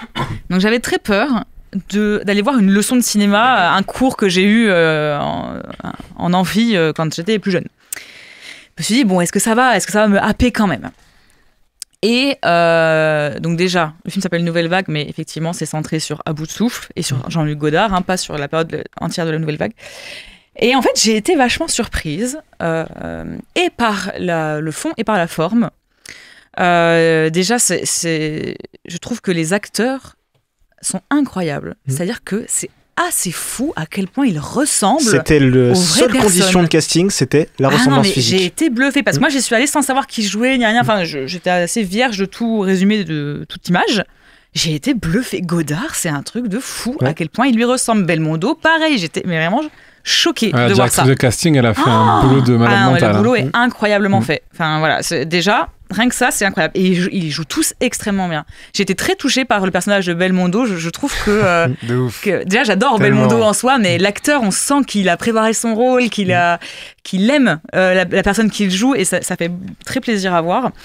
Et alors moi, je n'ai pas vu À bout de souffle. Et en fait, je trouve que c'est pas plus mal quand tu découvres Nouvelle Vague, parce qu'en fait, du coup, je ne m'attendais pas à ce que j'allais voir. Je découvrais entièrement, plan après plan, ce qui se passait. Je soupçonne Richard Linklater d'avoir rendu Godard un peu plus sympathique et marrant que ce qu'il était dans la vraie vie. À mon avis. Parce que là, il m'a fait rire. Je me suis dit, tiens, Godard qui me fait rire, c'est bizarre cette histoire. Mais ceci dit, je trouve que c'est un exercice réussi de filmer Godard réalisant À bout de souffle comme un film de la Nouvelle Vague, en noir et blanc, avec effet pellicule. Ça aurait pu être grossier, et en fait, je trouve que ça montre tout l'amour qu'a Linklater pour la Nouvelle Vague et pour cette période-là du cinéma. Et pour moi, je l'ai vraiment pris comme une lettre d'amour que Linklater faisait à ces réalisateurs de la Nouvelle Vague, à ces gens du cahier du cinéma, à toute cette période où c'était foisonnant, parce que en fait, on a beau dire, ça a été une période incroyable pour le renouveau du cinéma français et mondial. Oui. Et en fait, ça a marqué tout le cinéma dans son ensemble. Et donc, c'est beau de voir un réalisateur comme Linklater revenir là-dessus et montrer ces gens-là comme ça. Et en plus, il y a tout le monde. C'est-à-dire que le gars a vraiment fait ses recherches. C'est-à-dire, on voit Mauriac, on voit Jean Rouch. C'est le Avengers de... Oui, c'est fou, quoi. C'est assez fou. Et je reste encore choquée on dirait que c'est les vrais gens, quoi. C'est un truc de fou. Puis c'est un film qui aurait pu, enfin, genre tu m'avais dit, il a été tourné dans les années 60. Ah non, mais bien sûr. Je mais trouve bien que sûr. des films qui essaient d'émuler des styles d'époque, il y en a beaucoup qui font un truc qui sont ok, mais c'est pas. Ouais, et là, non. C'est bien fait. Hein. Et Zoé Dutch, je la trouve incroyable. Puis c'est assez malin que ça soit elle qui joue Jean Seberg, parce que c'est la seule qui est un peu connue du casting, et du coup, c'est un peu méta. Complètement. Hugo, qu'est-ce que tu en as pensé? Je vais commencer par les points positifs. Ça commence mal. Ça commence très mal. Ouais, non, mais vous inquiétez pas, je suis juste à contre-courant de tout le monde, mais c'est pas grave. Contre la vague. Voilà, exactement. Point positif, du coup, les visuels, le fait de montrer un Paris d'avant, où en fait, j'ai vu plusieurs trucs sur Instagram où en fait, on voit couche par couche comment ils ont refait les rues de Paris. J'ai essayé, parce que j'ai vu ça avant de voir le film, j'ai essayé de voir où est-ce qu'il y a de la CGI. Je l'ai pas vu. Moi, je trouve ça incroyable. Hein, c'était incroyablement bien fait. Mais genre, quand je regardais Paris, j'étais ok, là c'est sûr, je vais voir un truc et tout. Enfin, il y a des trucs qui sont obvious quand même quand on voit l'état des rues. On se dit, ah oui, c'était à l'époque, c'était bien. Voilà. Mais voilà. Autrement aussi, forcément, le casting, le fait que tout le monde ressemble aux acteurs qu'ils interprètent. Belmondo, pareil, je reste sur le truc où même la façon de parler, la façon de se tenir, genre, c'est incroyable. Je m'en remettrai jamais. Voilà. Et ensuite, point négatif, Godard. Non, mais on s'arrête là. Ah oui, non. Godard, c'est en fait, moi je m'attendais parce que j'ai juste vu la bande-annonce et j'avais pas compris qu'on allait juste parler de À bout de souffle. Pareil que toi, Marie, j'ai pas vu À bout de souffle, donc je découvrais tout. Sauf qu'en fait, moi qui voulais voir un film sur la Nouvelle Vague, je me suis juste retrouvé avec un Godard, un mec que je ne peux pas supporter, que je ne peux pas voir. Et genre, en fait, il y a peu de gens qui peuvent le supporter, ceci dit. Hein. Non mais toute ma séance, parce que je l'ai vu hier en plus, toute ma séance, j'avais qu'une envie, c'était de partir. J'étais en mode, mais allez. Mais tu t'as trouvé qu'il était plus sympathique dans le film qu'en vrai? Tu t'es pas dit, c'est un Godard un peu fantasmé. Écoute, il joue tellement bien que je déteste les deux. Je déteste Godard et l'acteur qui interprète Godard. Donc comme ça, au moins, tu vois, tout est bien fait. Mais il sait quand même bien ce qu'il est mi-génie, mi-escroc. Genre quand il arrive et qu'il dit, aujourd'hui on va tourner 2 heures, mais c'est un mot. Le gars était insupportable et en même temps, mais moi, en fait, j'ai juste trouvé insupportable. Je comprends, mais d'un autre côté, il montre quand même qu'il avait un côté un peu génie révolutionnaire, qu'il avait des envies, mais qu'effectivement, en fait, je trouve que le film en fait un vrai personnage de cinéma avec plein de facettes, quoi. Oui, ça, je remets pas en question le fait que Godard ait fait ce qu'il a fait, il a créé plein de choses. Enfin, il a quand même fait des films incroyables. Des films, quoi. Mais en fait, c'est Godard, quoi. C'est le gros souci. C'est juste Godard. Mais comme il y a plein de gens autour qui en peuvent plus de lui, je trouve que ça contrebalance bien. Tu vois, ils sont tous à bout de ce mec et à bout de souffle. Bien sûr. Mais il faut se dire qu'après, c'est en France, mais dans les autres pays. Ils ont pas du tout le même avis sur Godard. Genre, par exemple, je pense qu'aux USA, bien sûr. il l'adule. Mais de fait, Linklater, dans le film, il montre bien que les gens peuvent plus de lui. Tu vois, il est honnête sur. Même si je trouve qu'il est plus sympathique qu'en vrai, on voit que les gens peuvent plus. C'est pour ça qu'il faut se dire, il faut le mettre d'un point de vue d'américain. Je pense que si d'un coup. d'un producteur américain, si d'un coup tu montres le vrai Godard qui est juste une sombre merde, en fait, ça casse tout. Donc je pense que c'est au final, il a trouvé le bon équilibre pour faire plaisir à la réalité et en même temps aussi à faire plaisir à une majorité d'audience, quoi. Après ce petit jeu-là, il y a énormément de réalisateurs français et outre-Atlantique qui sont des sombres connards. Ah oui, on le dit pas. Je pense qu'on peut faire ça sur Kubrick aussi, si vous voulez, en termes de... Oh, ça pourrait, en vrai, ça pourrait. On peut se faire une hors-série un peu. Parce qu'ils sont pas encore morts, mais quand ils seront morts, t'inquiète. Après, je trouve ça oui, c'est vrai. Mais... ça fait quelques vingtaines d'années, mais tout va bien. Ah, on dit je comprends pas la haine envers Godard. Exo qui dit ça sur Twitch. À part la misogynie, mon cher Hugo, parce que c'est au hasard parmi beaucoup de traits de... Voilà, bon. Bon, Jonathan, poursuit. Non, moi je trouve que c'est un petit bonbon de nostalgie. C'est un film que je trouve pas profond du tout, mais que j'ai vraiment vécu comme une légèreté très rafraîchissante. Vraiment un petit film pastiche qui s'amuse à retrouver des détails. C'est vrai qu'il peut avoir un peu ce truc de collection de punchline et d'anecdotes, quoi. C'est vrai que c'est même un peu scolaire, mais je trouve que ça a un peu du sens aussi quand on regarde la carrière de Linklater, qui est quand même un mec qui a été énormément influencé par la nouvelle vague. Si on pense à Boyhood, à la trilogie Before, même ses tout débuts avec Slacker, c'est des films concept aussi qui essayent de casser aussi un peu avec la narration, qui s'amusent en fait et qui réinventent aussi des concepts de cinéma, parce que Boyhood, je sais même pas si ça a déjà été fait dans l'histoire du cinéma, faire un film sur 12 ans. Donc voilà. Tu as le film avec sur 100 ans là, avec comment il s'appelle, Malkovich là. Oui, mais non, mais ça c'est un film qui a été tourné et qui sera vu dans 100 ans. C'est autre chose. Il a pas de pub en plus. Putain, désolé. En plus, il y a une pub pour un whisky, c'est vrai. Mais voilà, du coup, il y avait un côté très rafraîchissant dans le film. Et après, moi, j'ai pas de problème avec Godard. Enfin, Godard est un génie et peut-être aussi un sombre personnage. Ouais, les deux, hein. Ça va pas forcément ensemble. Hein. Ça va forcément. Un sombre génie. C'est un sombre génie. Mais justement, le film s'en amuse aussi. Il est pas du tout montré comme un personnage seulement antipathique ou seulement agréable. Il y a ce petit jeu autour avec le producteur. La relation entre les producteurs sont assez délicieux. Et du coup, voilà, j'ai vraiment passé un petit moment cinéphile dans une petite pastiche vraiment très agréable et oui, extrêmement bien faite. Techniquement, c'est impeccable et j'avoue que j'avais à un moment donné, j'étais tellement bien dans le film que j'avais un peu déconnecté du réel et c'était tellement immersif, notamment par le casting, que j'avais l'impression de voir vraiment des images d'archives, quoi. Oui. Et ça, c'était assez étonnant de me dire, mais en fait, je suis en train de voir une reproduction et le choix est tellement précis sur les acteurs, les mimiques de Godard, le ton de la voix de l'acteur aussi assez incroyable. Oui. Même Truffaut, c'était fou. Truffaut, c'est Agnès Varda, on la voit très peu, mais quand tu vois, tu fais, c'est elle, je comprends pas. Ouais, non, il y a vraiment un vrai travail d'acteur là-dessus et de direction d'acteur qui est vraiment impeccable pour le coup, c'est vraiment une production au poil. Et puis c'est très drôle aussi. Oui, c'est très drôle, vraiment très bon. Et non, je trouve au plus c'est un super film sur le fait qu'un tournage c'est beaucoup de chaos, c'est chaotique. On sait pas ce qu'il Godard. En fait, à chaque fois, mais il y a la fameuse phrase aussi. Il y a le film qu'on tourne, le film qu'on écrit, le film. Il y a 5 films. Voilà, dans un c'est film, ça. Lié à cette phrase, ouais. Et ben voilà, ce film, c'est un peu ça. Il raconte et puis en fait, on sait pas ce qu'on va tirer d'un tournage. Peut-être on va tirer un film obscur que personne verra. Peut-être on tirera un chef-d'œuvre. Mais ça se joue parfois au hasard. Bon, on a enfin rendu cette émission. On peut plus. Mais tu m'oublies à chaque fois, je t'ai pas laissé parler. Tu ne t'imposes pas, Costa. Tu as mis ta cape de visibilité sur ça. T'es animateur, je te laisse, je t'attends, quoi. Imite Godard pour voir. Je t'attends. Hein? Imite Godard. Ok. Waouh. Eh du coup, tu me laisses là. Ah pardon. Vas-y, mais du coup, j'ai adoré ce film. Il y a un petit côté un peu sitcom dans le sens où en fait à chaque fois où il me présente les noms, c'est hyper. J'ai adoré ce petit côté-là et puis aussi quand j'ai vu, c'est tellement bien construit et à chaque fois que je voyais les personnages, quand j'ai vu Jacques Demy et Agnès Varda à côté, j'étais surexcité. C'était trop mignon, quoi. C'était incroyable, donc j'ai adoré ce film et voilà, je te rends la parole. Ok. Claire, net et concis. On a rendu cette émission un peu plus cinéphile. Ça vous dit qu'on poursuive l'expérience? Alors tout de suite, on s'écoute une petite interview d'Aubry Dulin, comédien interprétant Jean-Paul Belmondo dans Nouvelle Vague. Loin d'interrompre un instant la musique, mais nous avons un invité de marque que j'aimerais accueillir comme il se doit. Aujourd'hui, nous avons l'immense privilège dans The Cinema Show d'accueillir Aubry Dulin, comédien. Comment vous allez, Aubry? Ça va au top. Et vous? Ah bah oui, super aussi. Vous êtes à l'affiche donc depuis le 8 octobre de Nouvelle Vague, le nouveau long métrage de Richard Linklater. Et ça, juste ça, c'est déjà la classe. Alors, première question, comment on se retrouve au casting d'un film d'un cinéaste comme Richard Linklater? Et un casting sur Facebook. Une annonce sur Facebook qui dit on cherche quelqu'un qui ressemble à Jean-Paul Belmondo et j'envoie un mail. Et ça les a convaincus. J'ai ouï dire qu'au moment du casting, vous étiez très stressé et que vous êtes passé en plus en tout premier. Ouais, je suis passé le premier de la journée et je savais pas trop à quoi m'attendre. J'avais déjà passé un casting avec le Dearcast et je suis arrivé dans les bureaux de la production. Il y avait la productrice, l'assistant, il y avait Richard, il y avait son avocat, je crois. Il y avait tellement de monde dans la salle. On m'a mis par terre, on m'a dit ça c'est ton lit.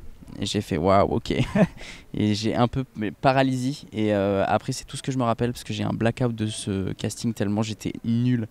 Je suis sorti, je me suis dit, j'ai appelé tout le monde en disant, c'est pas aujourd'hui que je vais jouer dans un long métrage. Et Linklater, en fait, il a demandé à vous revoir et en vous disant que vous étiez le seul à repasser le lendemain alors que c'était pas forcément vrai, c'est ça? Il m'a dit, c'est le directeur de casting m'a dit, Richard a bien aimé ce que t'as fait, mais il a senti que t'étais stressé. T'inquiète pas, reviens demain, tu repasses, ça va bien se passer.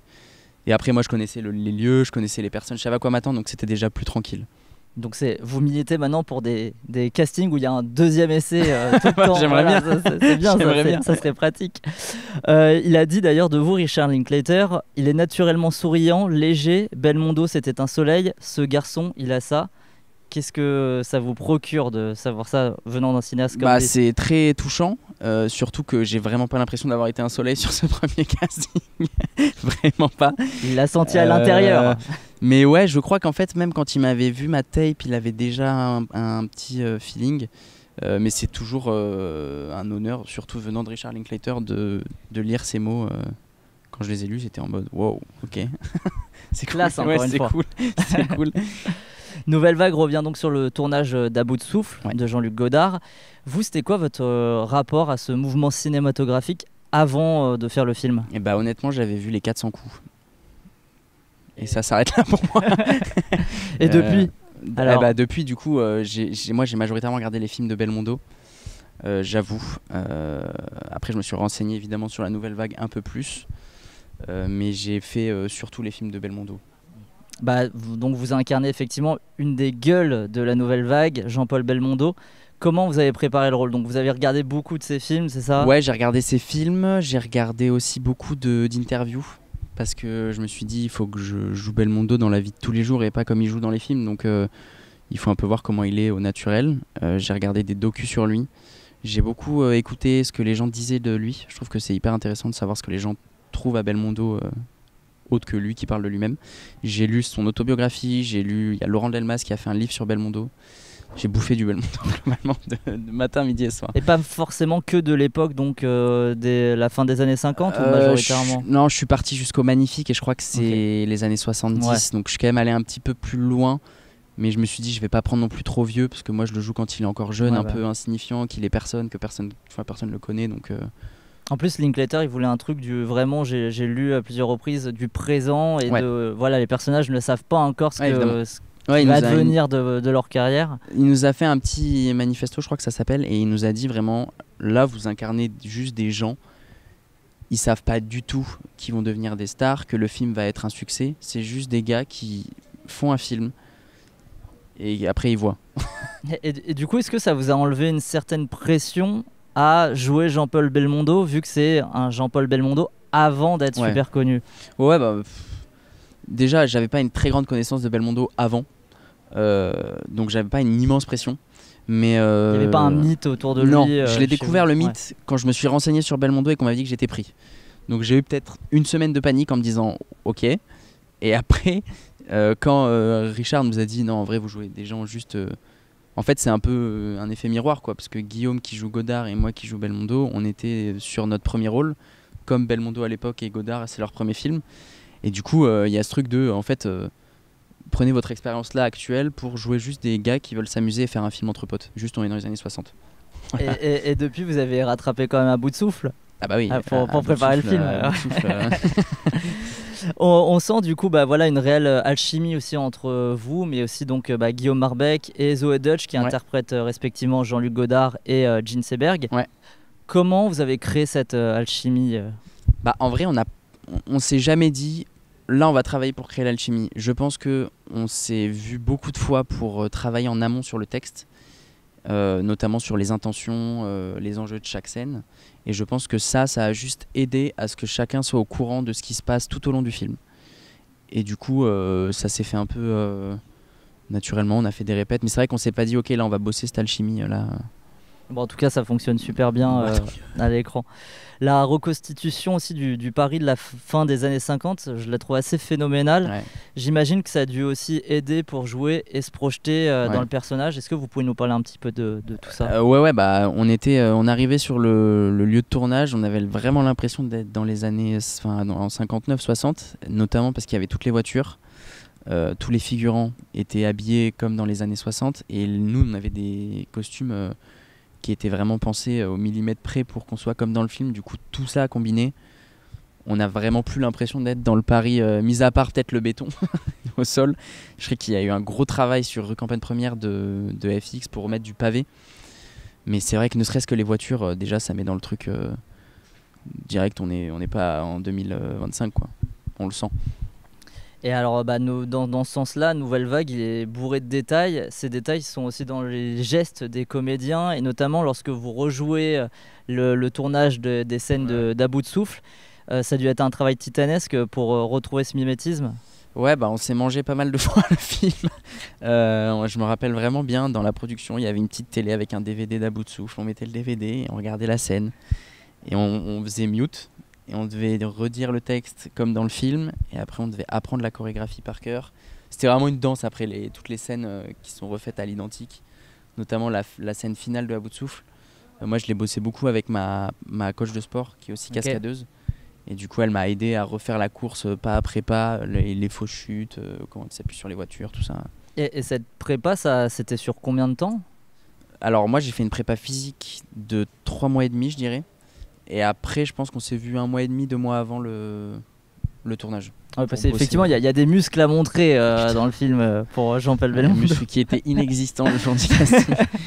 Ils sont toujours là ou pas? Non, là, les abdos. Ils sont encore un peu là. Ouais. Mais il y a une petite couche de graisse qui s'est remise dessus. Non, mais on va dire que c'est pour préparer un autre rôle. Exactement, voilà, on va dire ça comme ça. Linklater, il est américain. Est-ce que c'était compliqué d'être dirigé par un réalisateur qui maîtrise pas la langue du film? Bah franchement, c'est une question qui nous revient beaucoup. C'était vraiment le dernier de nos soucis parce que, encore une fois, on avait tellement bossé avant et on avait bossé sur le texte en anglais et en français. Okay. Du coup, on savait tellement tous ce qu'on allait faire que juste, je pense que Richard, il sentait si on était à côté de la plaque ou pas dans les intentions. Et c'était limite lui qui nous disait comment vous l'avez senti, est-ce que vous voulez la refaire? Moi, elle me convient, mais si vous voulez la refaire, on la refait. Et c'était vraiment on s'est jamais posé la question de il y a la barrière de la langue. Vraiment, ça n'a jamais été un souci. C'est vrai que là aussi, ça fonctionne assez bien parce que parfois, on a des réalisateurs étrangers qui vont faire des films en français et dès que ça parle français, ça sonne pas super. Là, on est dans le cas contraire, donc ça m'a aussi surpris. C'était assez cool. C'était le risque. Hein. Tout le monde nous attendait au tournant sur ça, je crois. Le côté un Américain qui vient parler du cinéma français en français avec des acteurs français. Parce que le scénario en plus a été écrit du coup en anglais et a été ensuite adapté en français. Donc, on a même nous pendant notre phase de travail, on s'est même permis de faire des petites impros s'il y avait des phrases à rajouter. On l'expliquait en anglais. Du coup, on le rajoutait en français et en anglais. Ouais. C'est pour ça qu'il y avait une grosse phase de préparation avant. Ouais, c'est drôle parce que du coup dans le film, la façon de travailler de Jean-Luc Godard, c'est pas du tout dans la préparation, c'est l'opposé. Mais lui, Richard Linklater, il est dans une autre façon de faire, mais pour retrouver finalement l'essence aussi de ça. Et en fait, il nous a dit, on va tellement préparer que vous allez avoir l'impression de le faire pour la première fois. Et que en fait, on réfléchissait même plus à ce qu'on devait faire, à notre texte, à quoi que ce soit. On était juste à l'instant présent. Du coup, on retournait un petit peu dans l'époque de ce que faisait Godard avec À bout de souffle. Juste, on avait préparé comme des malades avant. Et sur le tournage, Richard Linklater, du coup, il dirige ses comédiens comment? En vrai, c'est tout en douceur. Et c'est comme on était tous au courant de ce qu'on devait faire. Chacun savait ce qu'il avait à faire. Et du coup, si jamais il y en a un qui sortait un petit peu des sentiers qu'on avait dessinés, il nous disait « Non, là, je pense que tu dois peut-être... faire un peu plus comme ça, mais c'était vraiment très doux et c'est pas des engueulades en mode qu'est-ce que tu fais hein vu qu'on s'était vu quand même une fois par jour pendant 2 mois, déjà on se connaissait, donc chacun savait comment on se comportait avec les autres. Puis il est très calme, il a vraiment une douceur assez folle, et même quand il est pas d'accord avec toi, il dit ah t'es sûr que tu veux pas qu'on fasse autrement, mais jamais il va t'imposer sa vision. Et du coup c'était vraiment un échange en termes de travail avec Rick. C'est pas lui qui a la vision et qui te dit ok tu vas faire ça, c'est vraiment tu te sens comment, est-ce que là tu sens que tu as fait une bonne prise, moi je trouve que c'est bien, mais si tu la sens pas on en refait une, tu vois. Et c'est du coup c'est hyper fluide, hyper cool. Et sur le personnage de Jean-Paul Belmondo, il vous avait indiqué quoi aussi à la base pour le travailler? Bah, il m'a pas indiqué énormément de trucs, il m'a dit fais des blagues, amuse-toi. T'es là pour amener la joie sur le tournage, donc vraiment juste amuse-toi. Il m'avait aussi dit drague toutes les personnes que tu croises. Donc ça va de Jean-Luc Godard à le caméraman, à tout le monde en gros. Donc c'était un petit peu jouer des charmes de Belmondo pour faire des blagues et puis un peu donner le sourire à tout le monde. Donc en vrai il m'a pas donné tant d'indications, juste je me suis dit bah je vais juste m'amuser en tournant et ça va le faire quoi. Et on sent que voilà, il y avait une bonne ambiance sur le plateau. Est-ce qu'il y a un petit peu, il y a eu une anecdote un peu folle ou quoi qui s'est passé Non, alors il y en a une qui me vient, c'est pas fou, mais c'est vrai que en fait. Alors non, je la prends pas. Non, bah, alors, je rigole. Non, une nouvelle question. non, on tolère pas les anecdotes pas folles. Nous, on veut du buzz. Non, j'ai rien. Non, en vrai, j'ai rien de fou, en mode waouh. Ou un souvenir doux ou quoi hein. J'ai un souvenir très marrant. En fait, ce qui s'est passé sur le tournage, c'est qu'il y avait Guillaume et Zoé qui tournaient beaucoup. Parce qu'eux, ils ont plus de scènes à 2 ou alors avec le mari de Gene Seberg dans le film. Et pendant ce temps-là, moi, je me retrouvais avec toute l'équipe de tournage. Et on s'est beaucoup amusé, vraiment. Dans les loges, on s'est marré comme des fous. Et je me rappelle d'une scène où c'est Rician, je sais plus ce qu'il dit, il fait une citation. Et en fait, Benjamin, qui est l'acteur, n'arrivait pas à dire sa citation. Et je pense qu'on a fait une 15aine de prises. Mais le truc, c'est qu'il y avait des fous rires nerveux qui sortaient dans tous les sens. Et quand il a réussi, je me rappelle que toute l'équipe, mais même les techos et tout, on était en mode ouais, on l'a fait. Et du coup ça fait partie des souvenirs que quand tu me parles de bonne ambiance, en vrai c'était. Puis de toute façon on faisait tous pour la première fois notre premier grand film, c'était tous notre premier grand rôle et tout, donc c'était relativement une ambiance d'excitation constante, on est en train de faire ce qu'on est en train de faire et on kiffe donc Et quand on voit le projet à première vue, Richard Linklater qui fait un film sur la nouvelle vague, t'as l'impression que c'est un truc complètement différent de ce qu'il fait d'habitude, alors qu'au final, voilà, filmer des jeunes, une bande, c'est ce qu'il fait depuis le début de sa carrière en fait. De ouf, ça me fait penser, je sais plus comment il s'appelle ce film. Bah où il y avait Zoé dedans. Everybody Wants Some. Ouais, c'est ça. C'est vraiment, c'est ce que je dis à tout le monde. Moi, je m'attendais pas du tout à ça quand on a tourné le film, et quand je l'ai vu, je me suis dit en fait, c'est juste un film de potes et c'est un peu une comédie quoi. Il y a des blagues, je pense pas que ce serait aussi drôle. Et du coup il a bien réussi à retranscrire l'énergie du tournage. C'est vraiment des gens, on s'est régalé et je trouve que ça se voit à l'écran. C'est vraiment un film de potes quoi, de gars qui ont la même passion, qui font du ciné. Le film il a été présenté au Festival de Cannes en compétition, donc premier rôle au cinéma direct en compétition à Cannes. Comment vous avez vécu ce moment? C'est assez mirobolant comme sensation. Parce que quand on avait tourné, que le film était en post-prod, moi j'étais retourné à Paris pour faire des prises voix, des reprises de voix. On m'avait dit ok, bon là, Cannes, peut-être qu'on va y aller. On était un petit peu, voilà, on soufflait le chaud et le froid. Moi j'étais en mode bon, le temps qu'on nous le dit pas, ça va jamais arriver. Et puis un soir à 23h30, on m'appelle, on me dit bon bah voilà, on est à la sélection officielle. J'étais en mode ah, d'accord. Et je pense que j'ai pas réalisé jusqu'à ce que je foute un pied à Cannes. Et où je suis arrivé dans un truc qui m'a dépassé complet. Mais c'est marrant parce que moi à côté je taffe, j'ai un taf ici à Montpellier alimentaire, et du coup j'ai juste fait Cannes, j'y suis allé avec ma copine, on s'est dit ok, c'est pas notre vie, mais juste on va rigoler parce que c'est marrant, on se retrouve dans des endroits où on ne pense jamais être dans notre vie, et du coup on s'est marré, c'était une expérience assez folle, et puis après on est revenu chez nous, on a repris notre taf. Et du coup la vie normale. Ouais c'est ça, juste tu vois le temps que tu te dis c'est occasionnel et c'est pas notre vie. Je trouve que ça reste marrant, mais juste c'est effrayant au possible d'attendre dans la voiture avant d'arriver sur les marches. Les photographes, c'est un zoo, genre tu t'as pas l'impression que t'es un humain qui vient faire la promo, c'est vraiment on t'appelle, on te crie dessus, t'es en mode ah je dois regarder où, t'as des flashs partout. Heureusement qu'il y avait Zoé Qui a un peu plus qui, l'habitude. Elle a totalement l'habitude de ça et tous les photographes étaient en mode du coup nous on était à côté. Vous faites quoi à côté Vous êtes qui? Très bien. En vrai c'était trop bien parce qu'on était un peu en figure en mode ok, on regardait à droite à gauche, moi je rigolais avec tout le monde en mode qu'est-ce qu'on fout là genre, c'était plus Zoé du coup qui était le centre de l'attention donc c'était parfait. Mais ça sera peut-être beaucoup moins le cas maintenant que le film va sortir. En tout cas pour d'autres rôles aussi ça va peut-être vous faciliter la vie. Je sais pas. T'as pas commencé à avoir quelques touches pour d'autres projets? Honnêtement, j'ai pas eu trop de touches et je suis pas forcément à en vouloir des centaines. C'est ce que je disais tout à l'heure, c'est vraiment déjà à 27 ans, moi j'ai l'impression d'avoir coché une case dans ma liste qui me paraissait inatteignable. Et en plus de ça, déjà j'ai tourné dans un film, c'est mon premier, et en plus je vais à Cannes, en plus on fait la tournée des festoches, il y a des avant-premières, c'est déjà exceptionnel et je suis déjà, enfin ce que je dis, si ma carrière s'arrête ici, je suis déjà très content de ce qui se passe, parce qu'il y a tellement de gens qui auraient aimé faire ne serait-ce qu'un tournage ou aller à Cannes, et du coup je suis en mode, s'il y a des touches tant mieux, si les gens kiffent le film tant mieux, après s'il n'y en a pas... j'ai mon taf à côté, je suis pas, la vie continue, tout va bien quoi. Alors, mais on peut te retrouver où alors? Quel taf à Montpellier? Si vous voulez, je vais faire la promo de la voilà. N'hésitez pas. Je taffe avec ma meuf à l'Escape Game à Latte. On est Game Master dans un Escape Game. Ah oui, les vous l'avez fait? Super. Ah bah oui. Le zombie, tout ça. C'est vrai, vous l'avez fait? Moi je l'ai fait, j'ai tous fait. Quand? Alors zombie, j'ai fait Aladdin. J'ai fait Aladdin. Je les ai tous fait. La Grande Évasion. La Grande Évasion, ouais. La Grande Évasion, on l'a fait. Avis sincère, ça vous a plu? Ah moi j'adore le vôtre, bah c'est Escape. Espace Escape, ouais. Voilà, incroyable, improbable. Et bah ça fait un an que je bosse là. Ah mais on t'y a pas croisé quand on l'a fait du coup. On est plusieurs à bosser là-bas. Ouais. C'est improbable. Big up à eux alors. Ouais, ouais. Trop drôle, c'est improbable. Ma préférée c'est La Grande Évasion je pense. Sur les décors et tout. Ok. Et toi c'est quoi ta préférée? On fait autre moi chose, ma préf rien à voir. Écoutez, c'est un instant de vie. Non mais si vous voulez aller à Montpellier faire un super escape game, moi ma préf ça reste Aladdin je crois pour les décors. Les décors sont fous. Ouais. Il y a un truc à la fin on dit pas du coup. On dit pas. Mais moi j'ai trouvé que c'était stylé. Ouais c'est. Je trouve que c'est rare ça. Ouais de ouf. Tu viens de le dire. Non mais je couperai ce passage.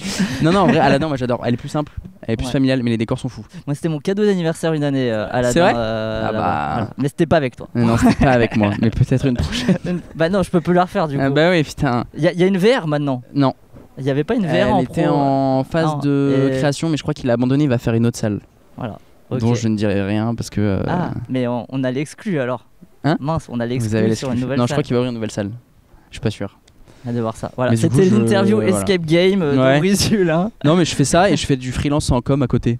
Ok. En vrai, on fait ça croûte. Hein, en tout cas, ouais, mais faire de l'escape game et tout, il y a devoir jouer un petit peu, tout ça. Donc. C'est pour ça, moi je m'étais dit toujours, si jamais ça marche pas, je fais un truc comme ça, parce que des fois t'as des interventions, donc tu joues un rôle. Ouais. Avec des grands guillemets. Et là maintenant quand tu vas en faire, ils vont se dire mais il y a Jean-Paul Belmondo qui débarque dans le... Honnêtement je me fais zéro risque. Ce film je sais qu'il va pas créer une notoriété et c'est tant mieux parce que c'est vraiment ma phobie de... Enfin on m'a demandé si j'aspirais à avoir la même carrière que Belmondo. C'est un truc genre le côté star, c'est un truc tu mets un pied dehors, tu peux rien faire, c'est... Puis même le côté reconnaissance, ça m'angoisse. Mais tu peux être le Belmondo des escape games. Exactement, ça me plairait, tu vois. Voilà. Faire le tour des escapes de Montpellier, je bosse dans chaque escape. On termine toujours par la même question dans The Cinema Show. Cette question, c'est la suivante. C'est quoi le dernier film au cinéma ou même à la maison qui t'a marqué et que tu voudrais recommander? Ok, très bonne question. J'en ai un qui me vient en tête, je vérifie si j'en ai pas un autre. Il y en a un que j'ai vu qui m'a plu, c'est Antong au pied de l'Himalaya. Ok, je l'ai pas vu, Audrey Lamy, ouais. Belle surprise en vrai. Il est émouvant. J'ai pleuré comme un petit bébé. En plus c'est un peu mi-comédie, Enfin en vrai, foncez-y. J'ai mis 4 étoiles sur 5 sur Allociné. Tu notes encore sur Allociné. Tu trouves des castings sur Facebook. Exactement. Tu as 50 ans. 70. J'ai mal au dos. Bon merci en tout cas pour cette recommandation. Merci pour ta joie. Voilà, tu vois, on l'a ressenti aussi. Et on n'oublie pas donc que Nouvelle Vague avec notre invité du jour, Aubry Dulin, est toujours en salle et toujours aussi à l'Escape Game de Latte. Merci, n'hésitez pas à réserver très rapidement. Merci Simon, Estelle, Ambre et Clémentine pour l'interview et bien sûr merci Aubry Dulin pour avoir répondu à nos questions. Ah, du mouvement à la culture, visiblement, Rachida Dati va lâcher son bureau pour le filer à Maxime Valette. Tout va bien. Bah, tout de suite, le discours de notre nouveau ministre de la Culture. Je suis très heureux d'avoir été nommé ministre de la Culture dans ce nouveau gouvernement, qui, je l'espère, durera plus longtemps que cette émission. Ma première mesure sera de rendre accessible et gratuit à vie le cinéma pour tous. Si vous venez à la diffusion de la trilogie Taxi tous les mois. Parce que la culture, c'est important. Quel con. Je pense que c'est une super mesure. Non, c'est un con. Bon, écoutez, merci Maxime pour ce discours poignant. On lui souhaite une bonne dernière, un bon courage. Vous avez raté le début de l'émission, c'est pas grave. Les tops sont là pour résumer notre avis en un seul classement.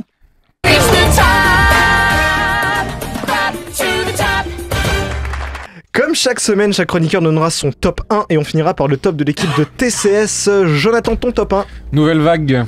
Marie, ton top 1. Nouvelle vague. Costa, ton top 1. Nouvelle vague. Hugo, ton top 1. Tronares.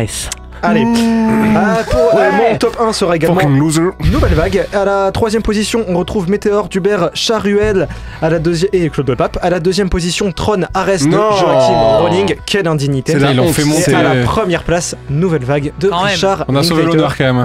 On a sauvé Godard.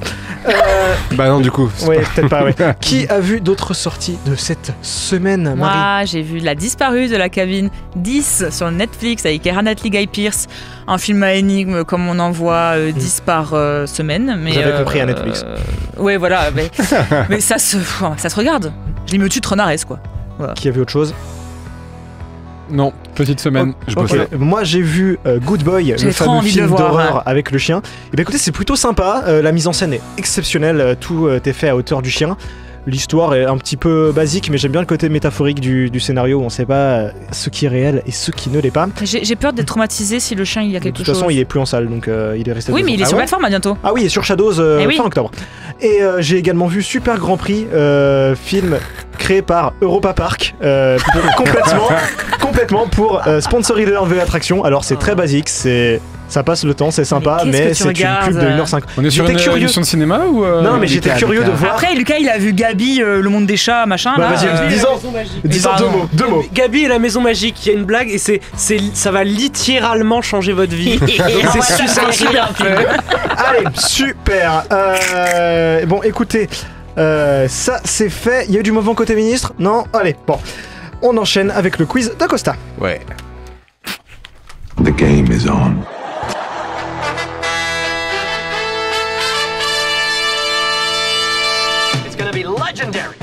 C'est la mer noire. C'est votre ultime bafouille. I am sure, mais alors I am tout à fait sure que j'ai raison et que vous avez tort. Oh my god. What? No. Oh, vraiment. Anyway, lead on. Allons-y. Hop là, c'est parti pour ce quiz, let's go! Ouais. À ma gauche, j'ai l'équipe de Hugo P2 et de Marie. Hugo P2, tu es chef d'équipe. Qu'est-ce que t'en as à dire de ça? Eh bien écoutez, Marie, je te fais la promesse solennelle de faire perdre notre équipe. On n'a pas compris le concept du jeu, c'est pas de soucis, c'est pas grave. C'est bien aimable. Et Jonathan et Hugo P. Et Jonathan, tu es chef d'équipe parce que tu as... Oh ouais. Public, s'il vous plaît, un petit peu là. Oui. Est-ce que tu as quelque chose à dire à ton coéquipier pour le gagner? Ouais, on va gagner, ouais. La dernière fois, on a perdu, mais cette fois, on va gagner. Oui. Ouais. Moi, je suis honnête. J'étais fatigué la dernière fois. Ouais, puis le thème était pourri. C'est pas grave, c'est pas ta faute. Ah. Et alors là, ça va très mal se passer, je te le dis, ce quiz. Je suis énervé là, ça y est. Je ne suis que bonheur. C'est parti pour la question 1. Alors, donc, c'est de deviner le titre du quiz. Donc, j'en ai pas. Donc, vous allez me proposer le meilleur titre possible de quiz. Oh, putain, quiz vague. Quiz vague, du coup. Quiz vague. Le quiz, on sait pas trop. Quiz Arès. Quiz Arès. Et ben c'est quiz vague. Voilà. C'était plutôt évident. En même temps, c'est un quiz vague. C'était totalement. Il y a pas de thème, quoi. Un peu comme les tiens, quoi. Ah oui. Je suis blindé, vous pouvez y aller. Non mais c'est la reine ce soir, on va sortir des cybermotos et... Ah, je pensais que tu disais que j'étais une reine et en fait j'ai compris que c'est... Bon, c'est pas grave. Notre reine Je suis déçu, merci. Question numéro 2, une sensation de déjà-vu. Dans quel film peut-on entendre cette musique? Tron Legacy. Ou Tron 1 Tron 1. Non. C'est un Godard? Oh non. Ce n'est pas un Godard. Qu'est-ce Petit que paysan. c'est que cette Oui, merde? Petit paysan, bien joué. Bien joué. Mais mec, Ten Days mais of tu sors Falling d'où? de Shlomo. Non, Petit paysan, bien joué, félicitations à toi. Donc 2-0. Oui, bon, ça va. Mais j'ai fait une promesse Il et est je compte nous désagréable. tenir. Mais tu n'as pas compris, il faut gagner enfin. Oui, mais. Oui, Nom de Dieu. fais un effort, s'il te plaît. Nom de Dieu. Alors attention, question numéro 3, en or ou en bois. Je vais vous donner les affirmations, sont-elles vraies en or ou fausses en bois. La première, à l'origine, il devait y avoir la chute d'une météorite dans le film Meteors. Oh putain. Alors, en bois. c'est quoi? Ah, moi, j'aurais dit vrai. Non, en bois. Ça me paraît trop Pour absurde. moi, c'est en bois. hein. Ouais, en Bon, bois. bah, on boit alors. En bois, et pour vous? En bois. Eh bien, c'était en or. Ouais. À Et la voilà. base, dans le scénario, il devait avoir la chute d'une météorite Je sur suis Saint-Dizier. deg. Et Oh, 2 ans Saint-Dizier. Mais je connais en plus. Mais moi aussi. Et oui, euh. bah c'est la ville du Mais j'ai pas vu film. le film, moi. Donc Et oui, Bon, et bref. 2 ans, ils ont eu 2 ans d'écriture, malheureusement ils ont enlevé ça pour se concentrer sur autre chose. Voilà. Du coup, ils ont pas changé le titre, ils ont oublié. Il disait merde. On y manque la météorite. Ils l'ont sorti, ils ont fait oh les cons. Donc 2-0 toujours, attention, Richard Linklater joue un rôle secondaire dans son film Nouvelle Vague. Oh, j'ai envie d'y croire. Je te la laisse. Moi, je pense que oui. Ok, bah oui alors. En or. Oui. En or. En or. Eh ben non, c'était en bois. Oh merde. En fait, en réalité, il y a plein de proches des comédiens qui jouent dans le film pour les aider à être le plus authentique possible en Oh, fait. c'est Mimi, ça. Voilà, mais oui, c'est tout mignon. Oh, kawaii. Et c'est moi où les tournages de Linklater sont plus safe que ceux de Godard. Alors, oui. À ce qui paraît, il autorise les maquilleuses sur le plateau pour Mais les femmes. non. Il autorise les femmes sur le plateau. Waouh. Attention, donc, Jared Leto est totalement cancel par une majorité de l'industrie hollywoodienne. Vrai ou faux? Vrai. Ah bah c'est vrai, oui. Ah bah non, faux du coup, parce qu'il continue à Bah faire oui, mais des il continue à faire des films. Ouais, attendez, c'est une question piège cette histoire. Bon, Alors on dit en bois, en bois. En bois. Et oui, c'est en bois, totalement, tout le monde s'en fout, mais c'est terrible. C'est terrible. Nous avons 3-1 pour Jonathan et C'est Hugo triste P2. de fou. Hop là, alors, question 4. Qui a prononcé la citation suivante? Non, je côtoie trop de jeunes pour être dans la nostalgie. On n'a pas perdu cette énergie et je pense qu'elle Richard ne Linklater. disparaîtra. Oui, bien joué. Bah merde. Dans l'interview Bah pour alors. Nouvelle Vague. Putain, il est fort, ce saligo. Ouais. Ce saligo. 4-1 pour Jonathan et Hugo P1. Attention, question numéro 5 à la chaîne. Vous allez devoir dire un acteur ou une actrice qui a déjà joué dans un film de la célébrité que j'ai mentionné. Si vous ne parvenez pas à dire un film en moins de 10 secondes ou si dites une personne déjà dit, vous êtes éliminé. Attends, j'ai pas compris. On dit un film ou on dit une personne? Ah non, pardon. En fait, en gros, je vais vous dire une actrice. Ouais. Et en fait, dans un film, en fait, en gros, il faut me trouver une personne qui a déjà Qui est joué dans avec ce cette... film. qui a déjà joué avec cette personne-là, en fait, dans un autre film. Oh, foi. Et il faut dire la personne et le film? Oui, d'accord, oui. du Oui, coup. c'est vrai que c'est mieux, c'est Donc, plus logique. Alors, Ok. du coup, Jonathan et Hugo, vous commencez. Alors, on joue par équipe, d'accord? Ok. Oui. Donc nous, on joue pas, là. Voilà, vous jouez pas. Mm. Là, on commence par Greta Lee dans Throne Ares. Attends, faut Tellement trouver. dit. Faut Une trouver. personne qui a joué avec elle dans un autre film. Et tu donnes la personne et le film. Putain, dans Past Live, il y a l'acteur, mais du coup, je me souviens plus de l'acteur. Putain, c'est très terrible. T'as pris des gens en plus, moi je serais incapable de Bah répondre ouais. à cette question. Greta Lee, Oui. elle a joué dans d'autres trucs, non? Oui. Attention. J'espère. 10. 9. J'ai une série, sinon ça marche? Allez, ça marche. Morning Show avec Jennifer Aniston. Ok, c'est bon. Mais oui. C'est parti maintenant. Nous aussi, Greta Lee? Non, Jennifer Aniston. Non, du coup, c'est à la chaîne. Ah, Jennifer Aniston. Eh ben, David Schwimmer, Friends. Attention maintenant à vous. Allez, il faut que ça vaille. Chris Rock, Madagascar. Attention, on passe maintenant à la suite. Allez. Chris Rock, j'en sais rien. Copain pour 8, toujours.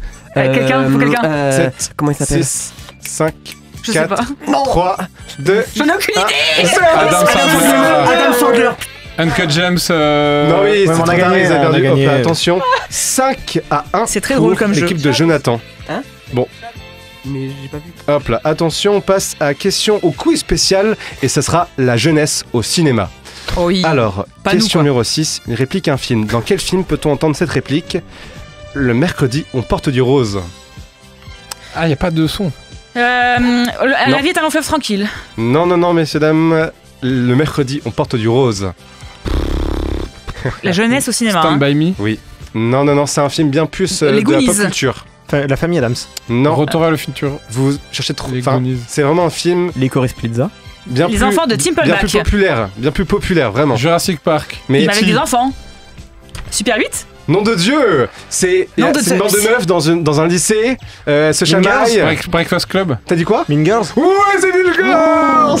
Hop là. Bah alors là. 6-1 pour Jonathan. Mais oui, et cinéphile. D'un coup, quand on vous pose des questions faciles, Mais non, mais, on sait pas quoi je répondre. suis la hein. première à regarder ce genre de film, mais je n'ai pas vu Mean Girls. Je suis désolée de te le dire. Bon. C'est très bien. Bah, il paraît, il attention. paraît. Allociné. Mais oui, mais. Quel film parlant de la jeunesse a reçu cette critique négative sur Allociné? Ce film est juste mauvais.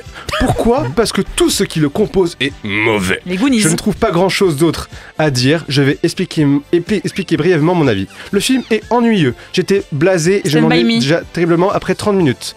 J'espérais que quelque chose se passe, mais non, rien. Rien pendant plus de 2 heures. Et dès qu'il se passe quelque chose, la mise en scène détruit cette action. La mise en scène que je viens d'évoquer est tout simplement à chier. L'image qui change tout le temps de taille, la mise en place de méthodes. Oui, bien joué, Mommy. Hop là, 7-1 pour Jonathan, mais c'est une humiliation. Comment on peut écrire ça sur Mommy? C'est fou. Je sais pas, je suis désolé. Sur la momie avec Tom Cruise. Oui, voilà, il s'est trompé. Ouais. Question numéro 8. Alors, dans quel film peut-on entendre cette musique? Stand By Me. Les Goonies. E.T., Super 8. S'il vous plaît. Mais oui, je l'ai. Eternal Sunshine of the Spotless Mind? Non, je l'ai. Attends, putain. Une réalisatrice. Virgin Suicide. Oui, c'est. Oh là là, qu'est-ce qu'il est fort, qu'est-ce que je l'aime, ce Jonathan là. 8-1. Moi aussi je t'aime. Encore une fois, une humiliation publique. Oui, bon, ça va. T'es pas obligé de forcer. Hein. C'est parce que je suis plus jeune, moi, c'est pour ça que j'y arrive pas. Ah, pardon. Viens, on fait le quiz les yeux fermés. Ça change rien, il y a que du son. Sinon, répondez sans entendre les questions aussi. Ouais. J'aime pas l'humour. Est-ce que vous avez quelque chose à dire sur cet affront? Non. Pas assez cinéphile. Ça me va d'être battu par ces deux jeunes hommes. C'est pour ça que tu as Hugo P2. Merci, Hugo P1. Je te tuerai toi aussi. Attention, question numéro 9, le jeu des synonymes. J'ai remplacé tous les mots d'un titre de film, donc de film de jeunesse, par des synonymes. Par exemple, la direction d'une soirée, le sens de la fête. Oui, c'est bon pour vous? Tout à fait. On passe avec donc 70s. Seven? Non. Ah, Breakfast Club? Les années 70. Non. La boom. Non, 70s, c'est un synonyme. Bah oui, les années 70, donc la synonyme de... Les 30 glorieuses. Alors, c'est un film de Jonah Hill. Ah, 90s. Ah, je donne un point à Marie. Ah, je te le donne. 8-2. C'est pas ça qui va vous faire Alors, gagner. attention, hop là, pardon. L'hôtel portugais. L'hôtel portugais. L'auberge espagnole. Ah, mais oui, c'est drôle. Portugal, Espagne, c'est pas tellement le même. Oui, ça va. Ok. Je m'en fous. Non, mais attention, métal assemblé. Métal assemblé. Waouh. Métal assemblé. Attends, le réalisateur de ce film. Full Metal Jacket? Non, le réalisateur de ce film a fait on a critiqué un de ses 3 films. Il a réalisé un de ses 3 films. Tron Legacy? Non, métal assemblé. Rock Academy. Oui. Assemblé comme ça. D'accord, je l'étais pas du tout en fait. Alors, métal comme ça déjà. 10-2 pour Jonathan, l'équipe de Jonathan. Arrête de compter les scores, s'il te plaît. Ok, j'arrête. Non, c'est faux, j'arrête pas. 10-2. Attention, question numéro 10, Stat Stinoche et jeunes. En 2023, le CNC publie une étude sur les jeunes et le cinéma, et l'étude parle du taux de pénétration par tranche d'âge en 2023. Ce taux prend en compte tous les gens qui sont allés au moins une fois au cinéma. Quel est ce pourcentage pour les 15-24 ans? L'équipe qui aura le pourcentage le plus proche de la réalité. Qui sont allés au moins une fois au cinéma? Ouais. Dans l'année. Dans l'année. Et c'est la tranche, je veux le pourcentage de la tranche des 15-24 ans. 32,7%. Ouais. Ah, j'aurais dit plus, moi. Je me rends pas compte en fait. C'est bon. Attention. Il y en a beaucoup qui vont pour des dates. Donc je dirais en vrai un 60-30. Une réponse tout de suite. 32. 32, allez. 32%. Ah, mais c'est ce qu'on a dit au départ, c'est fou. Je sais pas quoi dire. C'est peut-être beaucoup 60. Hein. 31. Allez, 50%. 50%, 31. C'est eux qui ont gagné, c'était 84,8%. Oh la vache. Même le 60 qui serait passé. Et oui, les jeunes vont au cinoche. Et voilà. Nous, on est vraiment médisants en fait. Oui. Et 10, triste. 10 à 3. Et on passe enfin au duel time. Donc du coup, on a 10 à 3. Donc l'équipe gagnante, vous aurez 2 vies et une seule vie. Donc Hugo P2, tu auras une vie pour le jeu. Toi, tu auras 2 vies. C'est Jonathan. Pardon, oui, Jonathan, tu auras 2 vies. C'est tout simple. En fait, en gros, je vais vous poser des questions en tour de rôle. Si vous répondez faux à cette réponse, vous perdez une vie. Et donc quand vous avez plus de vie, vous avez perdu tout simplement. Ok. C'est bon pour vous? Oui. Attention, je vais commencer donc avec Jonathan. Est-ce que tu es prêt? Il faut que ce soit rapide, d'accord? Tu as 5 secondes même pas pour répondre. 3, 2, 1. Quel film sorti en 2006 met en scène Omar Sy, Jean-Paul Rouve, Marie-Lou Berry dans une colonie de vacances? Attention, Hugo P2. Quel film contient la célèbre réplique Oh my captain? 5, 4, 3, 2, 1. Le cercle des poètes disparu. Et c'est déjà la fin du jeu, Oui. c'est déjà la fin du jeu. Est-ce que t'es triste? Oui. Vas-y, refais-en pour le fun. Après, je crois que... Tu nous feras en off, tu nous feras en off. Comme Mais, disait l'autre, l'horloge tourne. Donc du coup, l'équipe gagnante, c'était l'équipe de Jonathan et Hugo. Mais non, P1. Bravo. c'était si serré. On a au moins sauvé l'honneur, parce que la dernière fois, on a perdu. C'était un plaisir de vous... C'était un superbe quiz. Bon bah merci Costa pour ton quiz et le public, est-ce que vous pourriez fermer vos gueules s'il vous plaît? On va enchaîner avec nos recos, let's go. Alors si je peux me permettre de te donner un conseil, c'est oublie que t'as aucune chance, vas-y fonce. On sait jamais, sur un malentendu ça peut marcher. Toutes les semaines, les chroniqueurs et moi-même vous faisons part d'un coup de cœur plus ou moins lié au cinéma. Petit tour de table, Jonathan, quel est donc ta reco? Ma reco, c'est l'album No Rush de Tokyo Tea Room. Si vous aimez les ambiances dream pop envoûtantes et atmosphériques, foncez, ce nouvel album du jeu de groupe est une petite bombe, c'est un plaisir de tous les instants. Merci Marie, qu'est-ce que c'est donc ta reco? Eh bien, comme je l'ai dit, j'étais au Festival Lumière pour le salon du DVD ce week-end et j'ai tenu un stand pendant toute la journée, mais au milieu, je suis allée visiter le musée Lumière et c'est un super musée sur le cinéma, voilà, je ne l'avais jamais fait, donc je le recommande vivement, donc je trouve qu'il est même meilleur que le musée du cinéma de la Cinémathèque. Donc voilà, c'était ma petite reco culturelle. Ok, Costa. C'est le podcast Ami. En fait, on suit donc une critique qui vote pour les Golden Globes et d'autres prix. C'est une femme. Elle fait un super podcast sur le cinéma. Et voilà. Hein. Oui, j'ai bugué. Pardon. C'est un petit lapsus. C'est tout ce que tu as à dire dessus? J'adore ce podcast. Okay, j'avoue que j'ai bugué. Ma tête, je suis à zéro là. Ok. Bon, Hugo, pour finir. La série Brooklyn Nine-Nine sur Netflix, en tout cas en France. Quoi? J'adore. Non, mais c'est une série qui est absolument incroyable, qui me tient tellement à cœur parce qu'elle a été là dans des moments durs de ma vie. Et juste, en fait, c'est hilarant et Andy Samberg, tout simplement. Voilà. Donc regardez et n'hésitez pas. Ok, alors moi vu que je suis un gros rat, je vais encore vous recommander un truc pour économiser des thunes. Les rares fois où j'achète des jeux vidéo, je les achète sur un site qui s'appelle Hockey Shop. C'est un comparateur en ligne qui compare tous les sites qui rachètent des clés pour pas cher et qui les revendent pour pas cher pour les jeux. Alors je le privilégie évidemment pour les jeux de gros éditeurs que j'ai pas envie de payer une fortune. Mais parfois quand le jeu est un peu vieux, on peut faire des petites économies. Surtout qu'il a un système de notation qui vous permet de savoir si un revendeur est fiable ou non. Donc c'est pas trop mal foutu. Sinon il y a toujours aussi d'autres solutions pour avoir des jeux, notamment obtenir des copies, on sait pas trop comment, qui sont un peu tombées du ciel ou de la piraterie. Mais oui, voilà, quand j'achète les jeux, même si c'est assez rare, je passe par là.